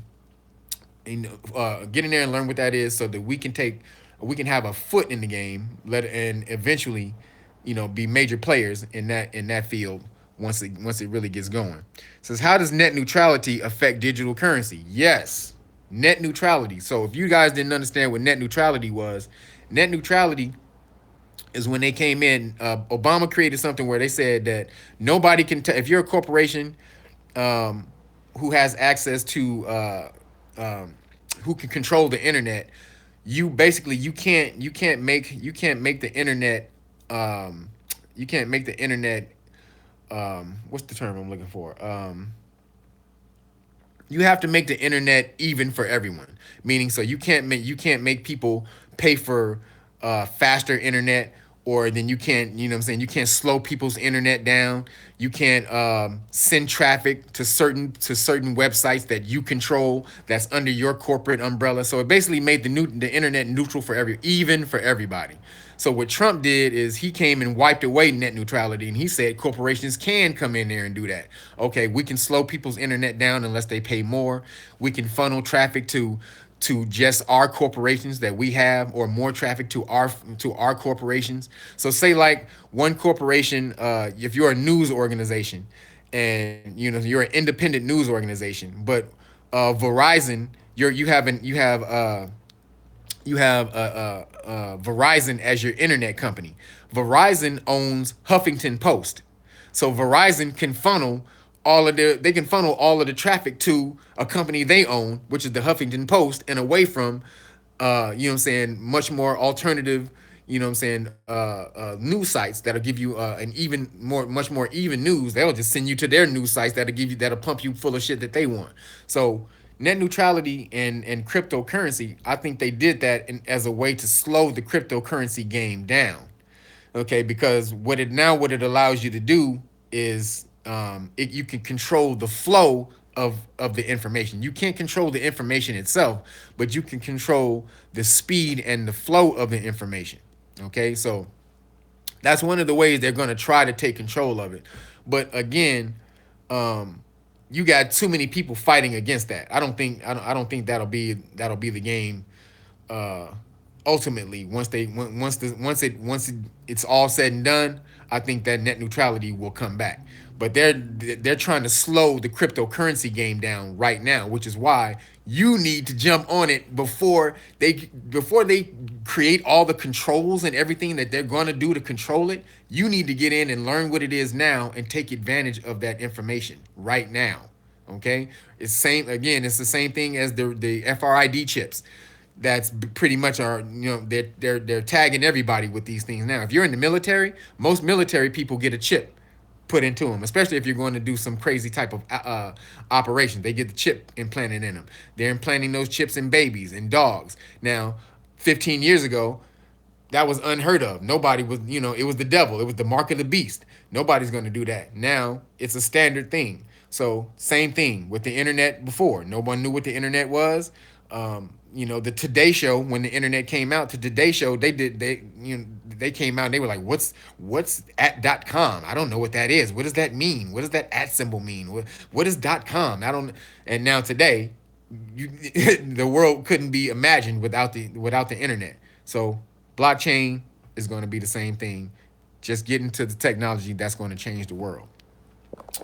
So, do we have any other questions on some history shit, on some And some legal status stuff. Anything before I get ready to get out of here? Um, Anybody got any other questions? Is what if it's a distraction? How do we know? How do we not know the government is trying to move us towards cryptocurrency? Because well, now again, no one knows who created blockchain, right? So it was supposed to be this dude named Satoshi Nakamoto, right? Now no one knows who Satoshi Nakamoto is, right? Now it could be the Illuminati. Damn sure could be that. Um, Now the thing is, what you have to understand why it may not be the Illuminati. So you understand it's not just the Illuminati that's trying to take control. There are a secret society of good people who are actually trying to prevent that from happening. Just like you have yin and yang, there's yin and yang at the top too. There's good motherfucking soul people, and there's bad people, but there's also good people trying to prevent the bad motherfuckers from just taking over. So cryptocurrency came out at right at a time when they were crashing the monetary system. Okay, cryptocurrency came out in 2008, right as soon as they crashed the monetary system. Now it could be because they were trying to funnel you to digital money. Absolutely, that could be the case. Um, but it also could be that the other motherfuckers who created this, the good people who trying to prevent the bad motherfuckers from taking over, that they created this in order to give everybody a way out, so that the digital control wouldn't take over. Now, again, you won't be able to understand this unless you know how cryptocurrency works, and that's what you're going to have to do your study. But understanding how cryptocurrency works, then you will know that no major person could have control over it because everyone has control over it. See, it would be it's called decentralized currency. The only way to have control over something is if it's funneled towards one place. Like if I can have control over it if everything comes back to me. But with cryptocurrency, it doesn't do that. The information is on everyone's computer who's involved in the blockchain. So that can be man, it could be someone in a village in Bucharest who has the blockchain on their computer if they have Wi-Fi. So that's why it's impossible for them to shut it down because it can be everywhere at once. And you can't shut down everyone at one time. So this is the only reason I would say it's not an Illuminati. It's not an Illuminati plan because an Illuminati plan is more centralized. They want to control things, and you can't have control of things if everything is spread the fuck out. So that's why I say that. Yes, Nature Knows No Color Lines is a good book. So let's see. Sweet capitalism was formulated to implode on itself. Oh, you guys are having your own conversations up in here? Oh, that's Trey. Oh, that's Trey. Oh, he's talking to somebody. All right. So, um, again, anything else before we get out? I really wanted to get you guys on getting into creating your organizations to understand technology, because what I want to do eventually is if you guys create these organizations, I want to link them, but I will not be involved with people who are ignorant of information. I cannot do that. But I do want to link these organizations. So and I will only link the people who are on their shit. Okay, yeah, Moors and Masonry. We're trying to bring back our own societies. Now, eventually, I don't like to call them secret societies, but we need our own organizational societies to come back. Now, this is something that we can do right now that will help us out in the future. Okay, learning this type of technology and jumping on it right now before the Caucasian people take major control of it. It's only really been volatile for 3 years. Okay, just to let y'all guys know, it's only been really majorly kicking for 3 years. Only really the last 6 months to 8 months. So that's really like it's so new. It's like that new. Okay, like it jumped from $1,000 in, like, it was cryptocurrency or Bitcoin was only 800 and something dollars in January of 2017. Then it jumped all the way to $20,000 in December.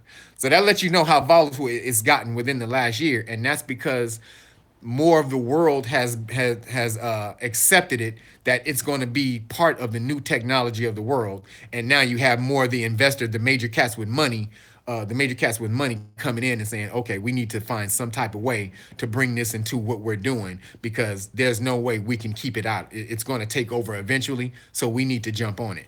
So, which is why I'm telling you, do the same thing. Caucasian people understand, or the Caucasian, the elite money Caucasians understand. Oh shit, we need to jump on this shit before we get left out.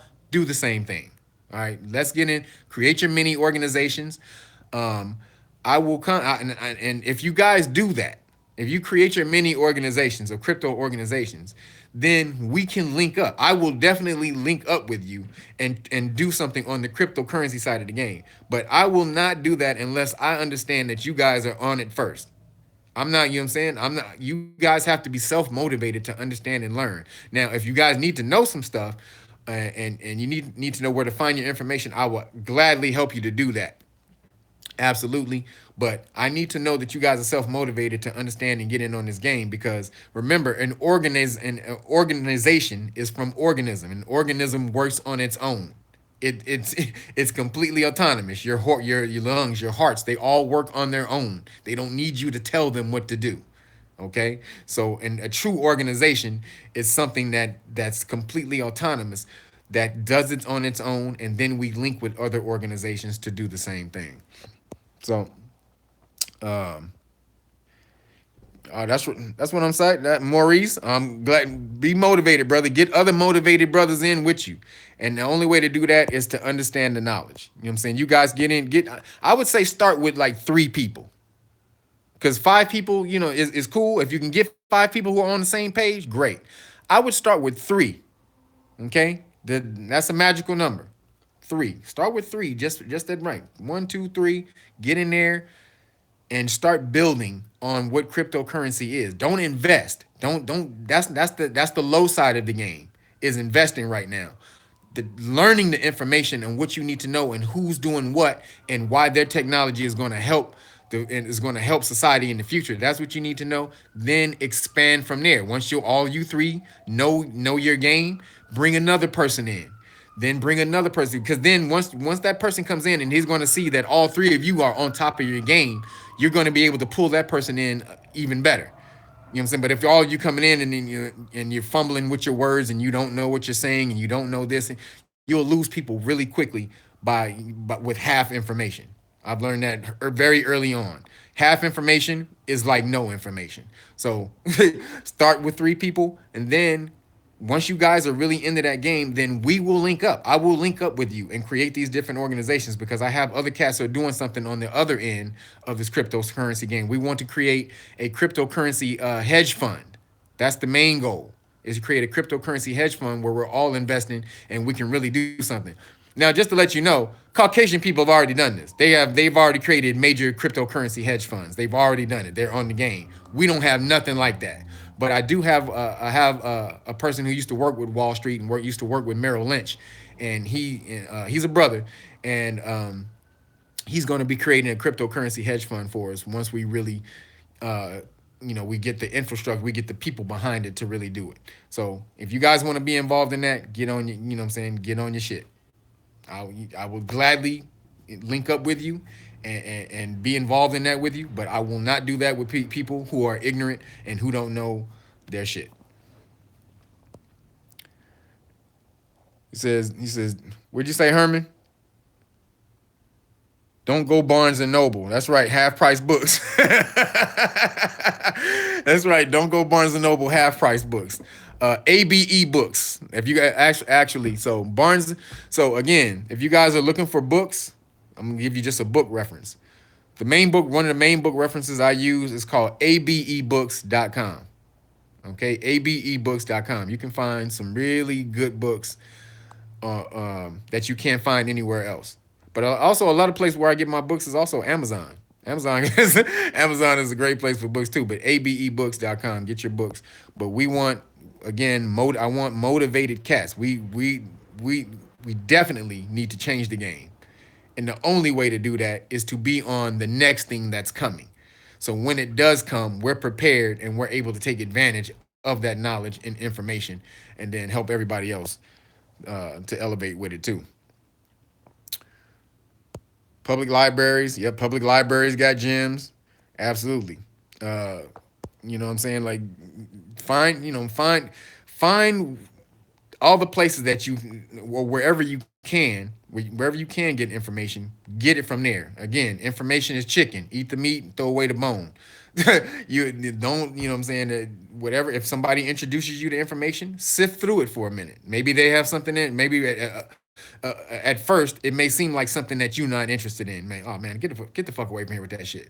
That may seem like that at first, but sit for a second and see and sift through the information and see that this person may have one small gem, one motherfucking thing out of the all the bullshit they're talking about. They may have one thing that you need to add to your house. One small little building block that you need to add to your house. And you may have to sit there and listen to about 45 minutes of bullshit to get through that one to get to that one building block. But that building block will fortify your house even more. So that's what we need to do. Get on your mini organizations. That's the goal for right now. Many organizations that we can now then link up into one major organization. So anything else? Anything else? Let me see. Anybody else got any other questions? Anything else on the on face of the dragon, on on any of the topics we do on the Zo What show? Oh, no problem, no problem, Emery. Appreciate you too, brother. Um, so is that about it? Is we good on the questions? Are we good on the questions? Because oh yeah. So on the documentary side of the game, um, on the Patreon, you guys got to go to patreon.com/real Nagas. Okay, and this is where I'll be releasing the documentary series is called the Golden Phoenix Knowledge Series, and that's the stuff that involves the are we black or greater than that. Um, that's the Face of the Dragon documentary. Um, Also going to be doing a major documentary on organization. Okay, so this was just the live stream, just some talking about getting together an organization, but I'm going to be doing a major documentary on organization, the history of it, and the power of it, and how to implement it.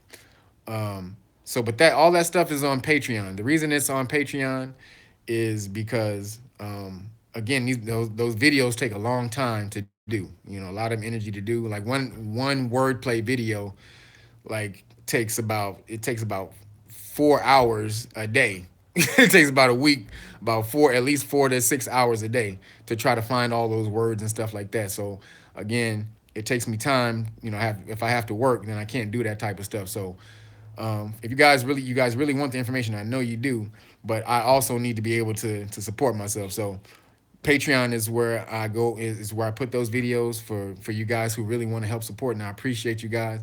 Not that your regular YouTube people, I love you guys too, and I put information on here for you guys as well. But for the people who can help support, please go to Patreon and do that for me, because you know, eventually this is what I want to be doing full time, is bringing the information to you guys. I'll be leaving the training side of the game alone pretty soon, and totally just be doing that. But until I'm able to do that, this is why I had to put these on Patreon. But so the next video that I'm going to do again, I'm going to be do the cryptocurrency class. It's not a class really, class per se. It's going to be more of a of like an informational group, because I want to. So eventually I'll be doing like live stream cryptocurrency groups like this, but it'll be on cryptocurrency and what we need to know, uh, going over the information as far as the technology. What I'm saying, what technology is good, all of these different types of things, so that we can up our level of information on the game. But that's going to be on Patreon, and eventually I will be sending the information through YouTube as well. But that a lot of that stuff is going to be on Patreon, so that I can get the people who are really interested in trying to do something like this, and we can get going. But book recommendations. So book recommendations. So no cryptocurrency books that I have at the moment. The cryptocurrency side of the game, what I've been learning again, you want to learn from cats like the main cat I learned from. I get my information from is Brock Pierce. Okay, Brock Pierce, Borck Pierce. That dude, he was so trading cryptocurrency, releasing your cryptocurrency on the market to trade is like releasing stock on the market to trade. Releasing stock is called an IPO, okay, an initial public offering. So releasing coin to do the same thing is called an ICO, okay, an initial coin offering. Okay, this is how you eventually get your coin on the market to trade it. Brock Pierce was the person to do the very first ICO. He had the very first cryptocurrency on the market. Okay, so this is why you want to learn from that guy.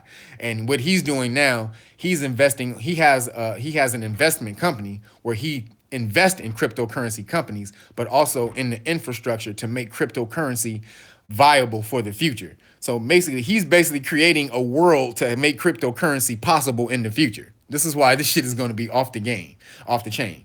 So learn from that guy. And anybody he suggests you learn from. But that's the main guy who I talked to at right off the bat, or not talk to, but learn from. And also, friends of mine have had meetings with this guy. Some friends of mine who are creating cryptocurrency, they've already had meetings with this guy, and he's off the chain. But books, so just this book right here, because that was the other thing. That's the other thing. I'm going to be doing a symbolism, a symbology, or whatever. I'll pick the word for it eventually, either symbolism or symbology series, just the breakdown of symbols. Okay, like the symbol. What does the square actually mean? What does the circle actually mean? What does the line? What does the line actually mean? Pyramid. What does all these different things actually mean? um, on the surface, as far as in the public eye, and esoterically, meaning on the back end, the spiritual aspect of it, because you see these symbols in everyday life that they use, but you have no idea what they mean and what they're trying to communicate to you through these symbols. And so that's a lot of that is because of masonry, Freemasonry. So I'm going to bring out these symbols so that when you see them, you understand the information that's trying to be communicated to you immediately, and also on low key information is being communicated to the people who are in those secret societies. They're talking to each other. So I'm going to do a symbolism series and breaking down these different symbols. But a book that'll help you do that'll help you understand some of that is, now it may be hard to find this book. This is one of the illest books that you will ever read in life. Okay, this is called Occult Geometry. And then that's the first book, and The Science of Hermetic Motion and Number. All right.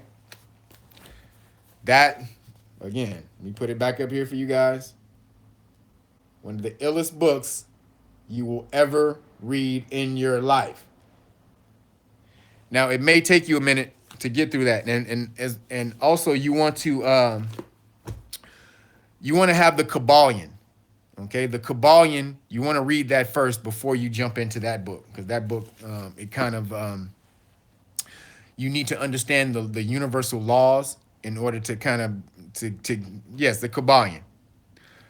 So you want to understand universal law to help you move through this book right here, Occult Geometry and the Science of Hermetic Motion and Number, because when you get down to this one, when you get down to this book down right here, you're really going to have to understand some universal law. It'll help you.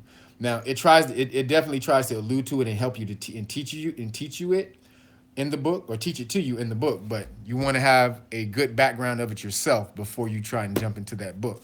Another book somebody else mentioned was this one, Nature Knows No Color Lines. Okay, this is going to help you understand your history and why you are so worshipped throughout history. Okay, every royal family in the world owes their royalty or their royalness to being descended from the Moors. In that book, Nature Knows No Color Lines, again, this book here, it shows you why. Okay, it breaks down all the history in the Moors and the royal families and why and how they have all these in their history. Another book that explains your sovereignty, or your, and I don't like to say sovereignty, but just your Aboriginal connection to the landmass in America would be this book. Okay, this is called Exemplar of Liberty. Okay, Exemplar of Liberty. So this book teaches you how the colonists learned from the Aboriginals. They studied under the Aboriginals for 20 years before they created the Constitution, and how the Constitution actually comes from the Native American Great Law of Peace. Okay, they had something called the Great Law of Peace, and the Constitution was copied off of that.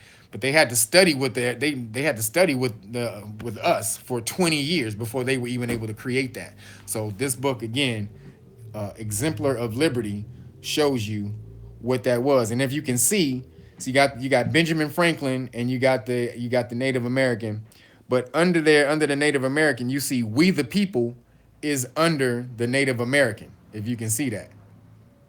Okay, that's because the first, or what's attributed to being the first Aboriginal nation in America, is called the Lenape, or the Lenni Lenape. It means we the original people, or we the people. So that's where they got that term from, right? The Lenape.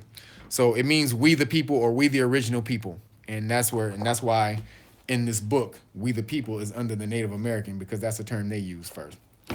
And one of the last books as well, if you want to understand about the different power and the different power structures that we had in America, this is called They Were White and They Were Slaves. It teaches you about how in America, Caucasians were the first slaves in America, okay, but you know as indentured servants, okay.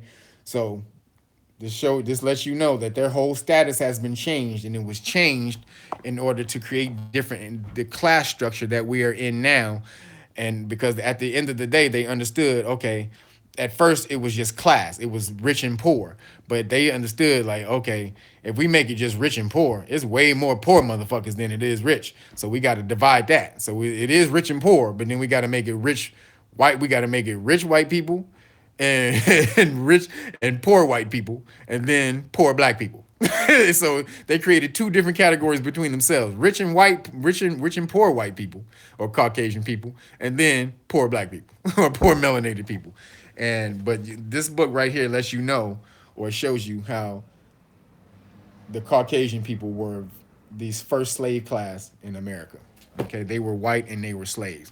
Also, the guy who wrote that book, I think he has a video or documentary on YouTube, where he's breaking that off too. So you can go look up his, you can go look him up on YouTube, and he'll give you the breakdown of that book. It says, weren't the Moors the rich black people? Uh, yeah, and no, yeah. The Moors were the rich black people, but you're talking about once we lost power, or when we handed over power, because we didn't necessarily lose it, we gave it away. But when we handed over power, you hand over the money. That's really what the power is.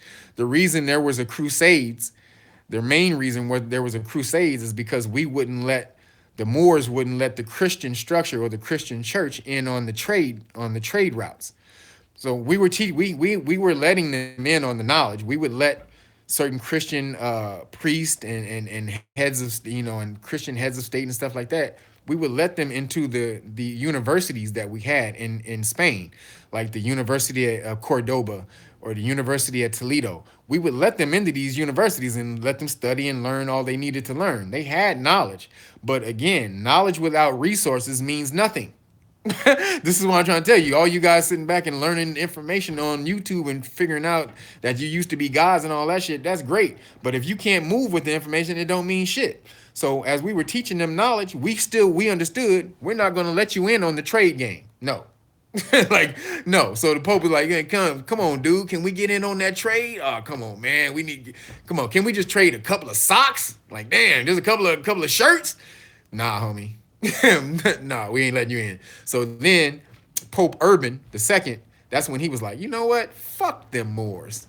So that's when he had his little lecture, and he said we need to expelled the infidel from the holy city. The infidel, which was us, he was calling it. We called them infidels, and they called us infidels. So they were saying, well, we need to expel the infidel out of the holy city, which was Jerusalem, because Jerusalem was the bank. See, Jerusalem is where we kept all the money. So the crusade started is because we wouldn't let them in on the trade route, and they understood Jerusalem was where we kept all the money. So they had to take over Jerusalem in order to take over the money. And so then that's when you got the Crusades. They came in, wiped everybody out, took over Jerusalem, and then all of a sudden, the Knights Templar are the richest damn organization in the world, loaning kings and queens money. Just all of a sudden, how did the fuck the Knights Templars become the richest people in the world? It's because they raided Jerusalem and found the bank that we had and took over the money. So yes, the Moors were the richest people. However, when we lost power, when we handed over power, we handed over the money at the same time, which is when you lose power. Knowledge is great, but knowledge though will help you to reacquire power. See, that's the thing. We don't have resources, but you can always use knowledge to help you reacquire power, and that's where we should be on right now. So, yes, the Moors were the ones with the knowledge, but we don't have it now, or we need to get it back and get that money back. All right, y'all. I've been on for a minute. Let me see if I can get one last question in. One last question. Who got a good one? Who got a good question? Who got one last good question for me? Anyone? Let's see. Let me see. Yes, They Came Before Columbus by Ivan van Sertima. That's a great book. That's another book that helps you understand the Moorish presence in America before they try to colonize it. So Ivan van Sertima, they came before. Excuse me.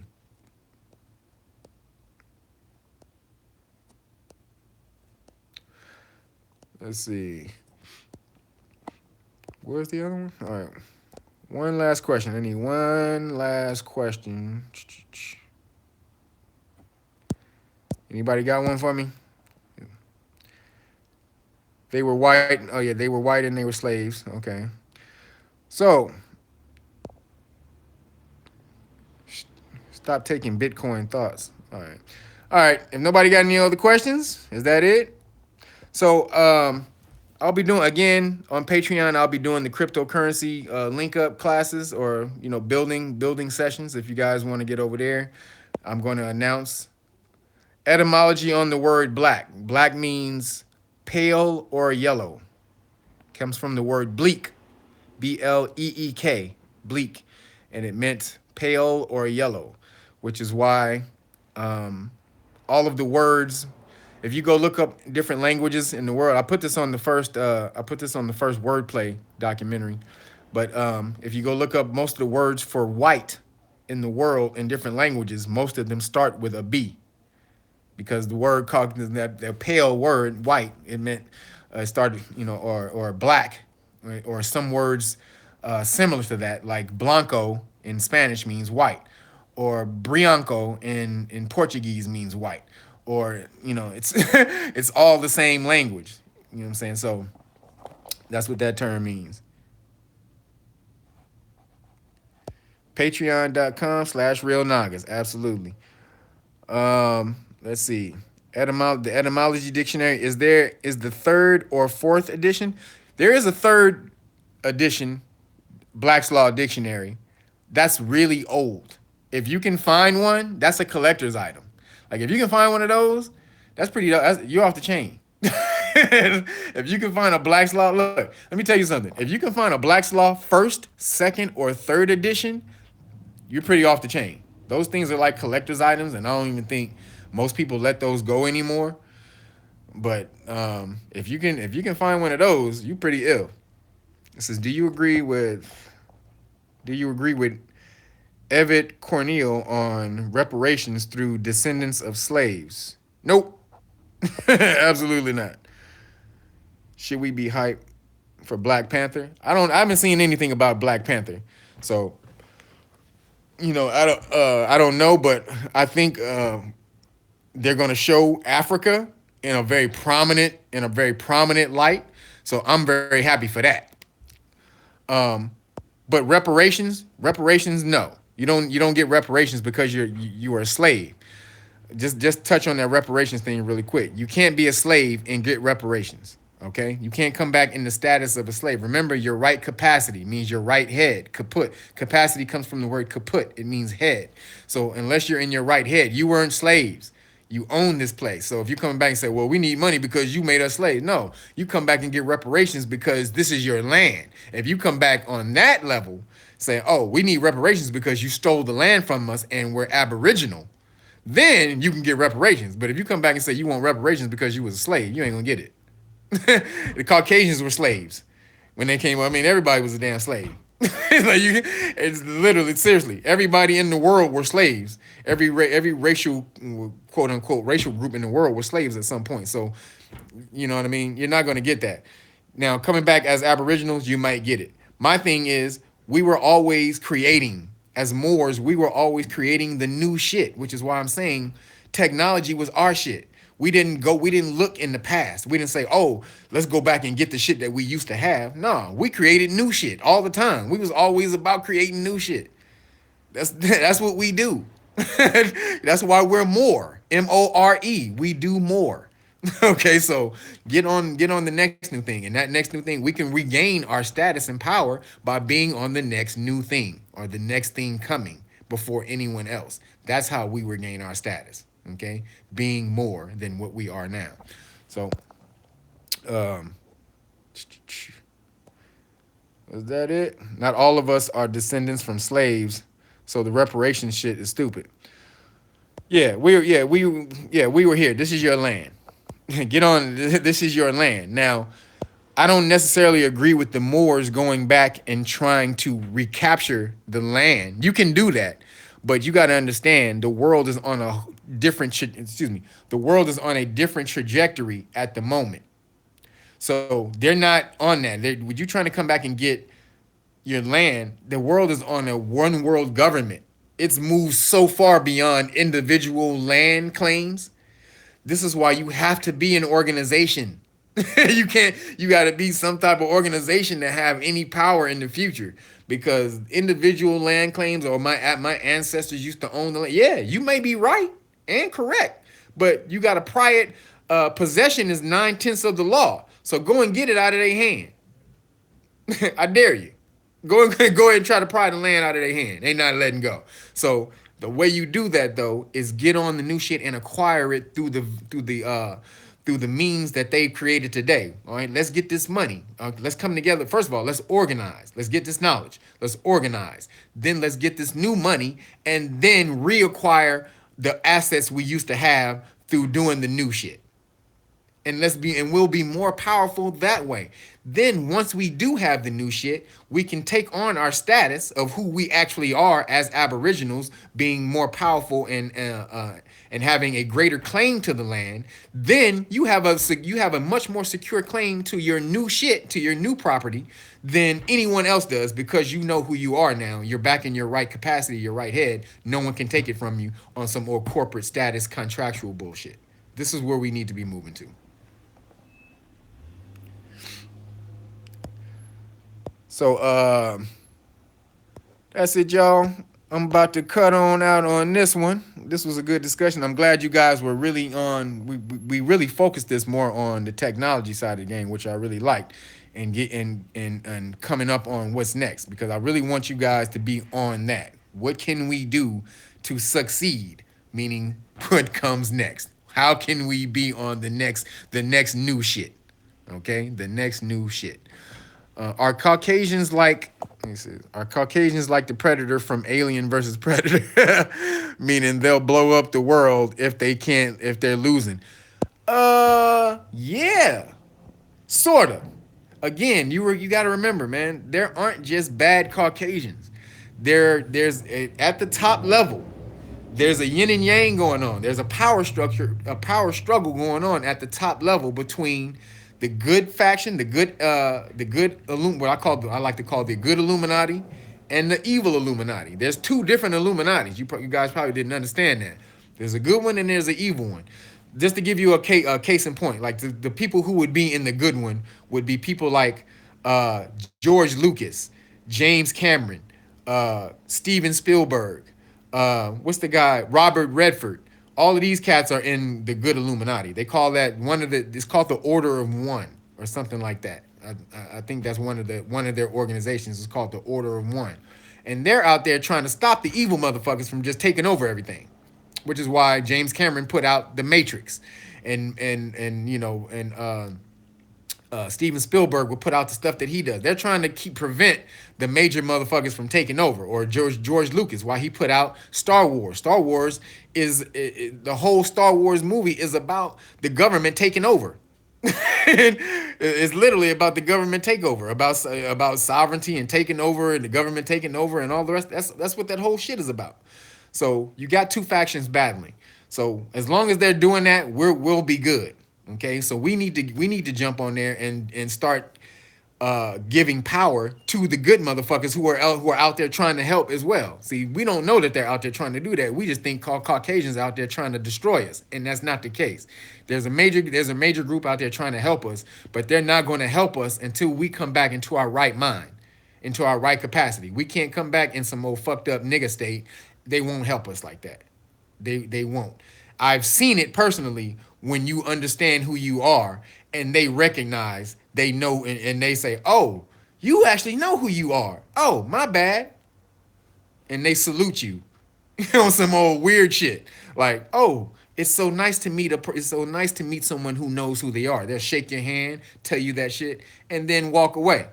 Like, you be like, oh, this motherfucker, did this nigga just tell me? Like, that happened to me one time when I was in my fez. Somebody asked me what was up with the funny hat. He said, oh, what's with these, man? You guys, what's with the funny hat you guys have on? And my homeboy who was next to me, who had a fez on, he said, he got mad. He said, this isn't a fez. He said, this isn't a hat. It's a fez. We're Moors. And then the white guy, he had to be a lawyer. We were at court when we did this. So the white guy, he was an old white guy. He backed up. He took a step back, stood at attention, and he saluted us. He did that, and then he walked off. So this to let you know that these motherfuckers know who you are. When you know who you are, then they'll let you know that they know. But if you don't, if you come back as niggas and black man and bro and all, man, they ain't gonna tell you who the hell you are. That motherfucker walked up to us, asked us what's with the funny hats. When we said that they're fezzes and we're Moors, this motherfucker snapped to attention and saluted us. What the fuck does that tell you? This nigga knew it was a fez the whole fucking time. And he wanted to see if we knew what the fuck if we knew what we were wearing, if we knew who we were. So that just to let you know, get on your game because they know. And if you don't know, they're not going to tell you. But they will tell you if you do know. See the game? If you come back and you do know, oh, I'll fuck with you. But if you don't know, I'm not fucking with you. So it says after he walked away, he tried to put a case on y'all asses. He said after he walked away, he tried to put a case on us. Oh, that's some funny shit. But hey, on some real shit though, they definitely do know. It says why all the secrecy? I mean, why all the secrecy? Because it's so many dumbass niggas in the world. Think of if niggas knew who the hell they were right now, if all the dumb niggas in the world knew the information and what we used to have, how would they use it? For nothing but ill shit. They would fuck it up. Literally, they would fuck it up. And so that's why they can't mean, dude, information, and especially the height of information, the shit that we used to be on, it's not for everyone. That's why you had to be 40 years old before you were even able to enter the mystery schools. You couldn't enter the mystery school until you're 40. That's for anyone, Caucasian, black, anyone. You could not enter the mystery schools until you were 40. That's because you had to have a certain mental capacity to understand certain information and be able to utilize it. So if everyone was on the same type of information today, with the dumbness that the niggas are in today in the world, you wouldn't get anything. They would just fuck it up. It would be straight back to Dragon Moore, but even worse Dragon Moore than we was before, because the Dragon Moors who we were before, we knew the knowledge. We understood how to use the knowledge. We were just cocky assholes with it. Right now, we just some dumb motherfuckers. And if we had that knowledge right now, we would tear up the world. The same way the Caucasians were tearing up the world and we had to civilize them with masonry. We would be doing the same thing. So this is why we kind of have to get together in smaller groups of people who truly understand and whose purpose and motivation is not for themselves. We have an altruistic, a much more for everyone purpose. We're all, your motivation has to be to uplift the world, and then with that intent, with that excuse me, with that benevolent intent is how we're going to be able to uplift people. But right now, motherfuckers, they not ready for this information. I know some cats right now. If they found out that they could use their melanin to levitate, they'd be out there doing some dumb shit. If they found out actually how to do it, and you can use your melanin to levitate. I've done it, but that's a different story. So he said, "I'm ready." Maurice said, "I'm ready." You ready, bro? Oh man. So and that's why we're introducing the information slowly. Let's get into the game. I know if people are ready when I see people are self motivated. Again, I'm a self motivated person, and I link up with self motivated people, which is why I don't hang with too many people. Like, the people who are in my circle would be like Zoe and a couple of other niggas. I hang, my circle is small because I can't hang with people who are on dumb shit and bullshit. You know what I'm saying? You got to be a self-motivated person because I can't keep checking up on motherfuckers and shit. So, self-motivated people, holla at me. Again, holla at me. I'm the Phil Jackson, baby. I'm ready. If you're at the top of the mountain, you're at the top of the hill, you ready to go over the mountain? Let's do the Phil Jackson. I'm not with some old, I'm going to teach you how to dribble and the fundamentals. I could do that, but I'm ready to mash out and do the Phil Jackson and win 11 championships. So y'all ready to win 11 championships? Holla at me. Holla at your boy. Zoe stay in the real. Absolutely. Absolutely. All right, y'all. So we're gonna get out of here, and I'll be doing a live stream. I'll try to do a live stream.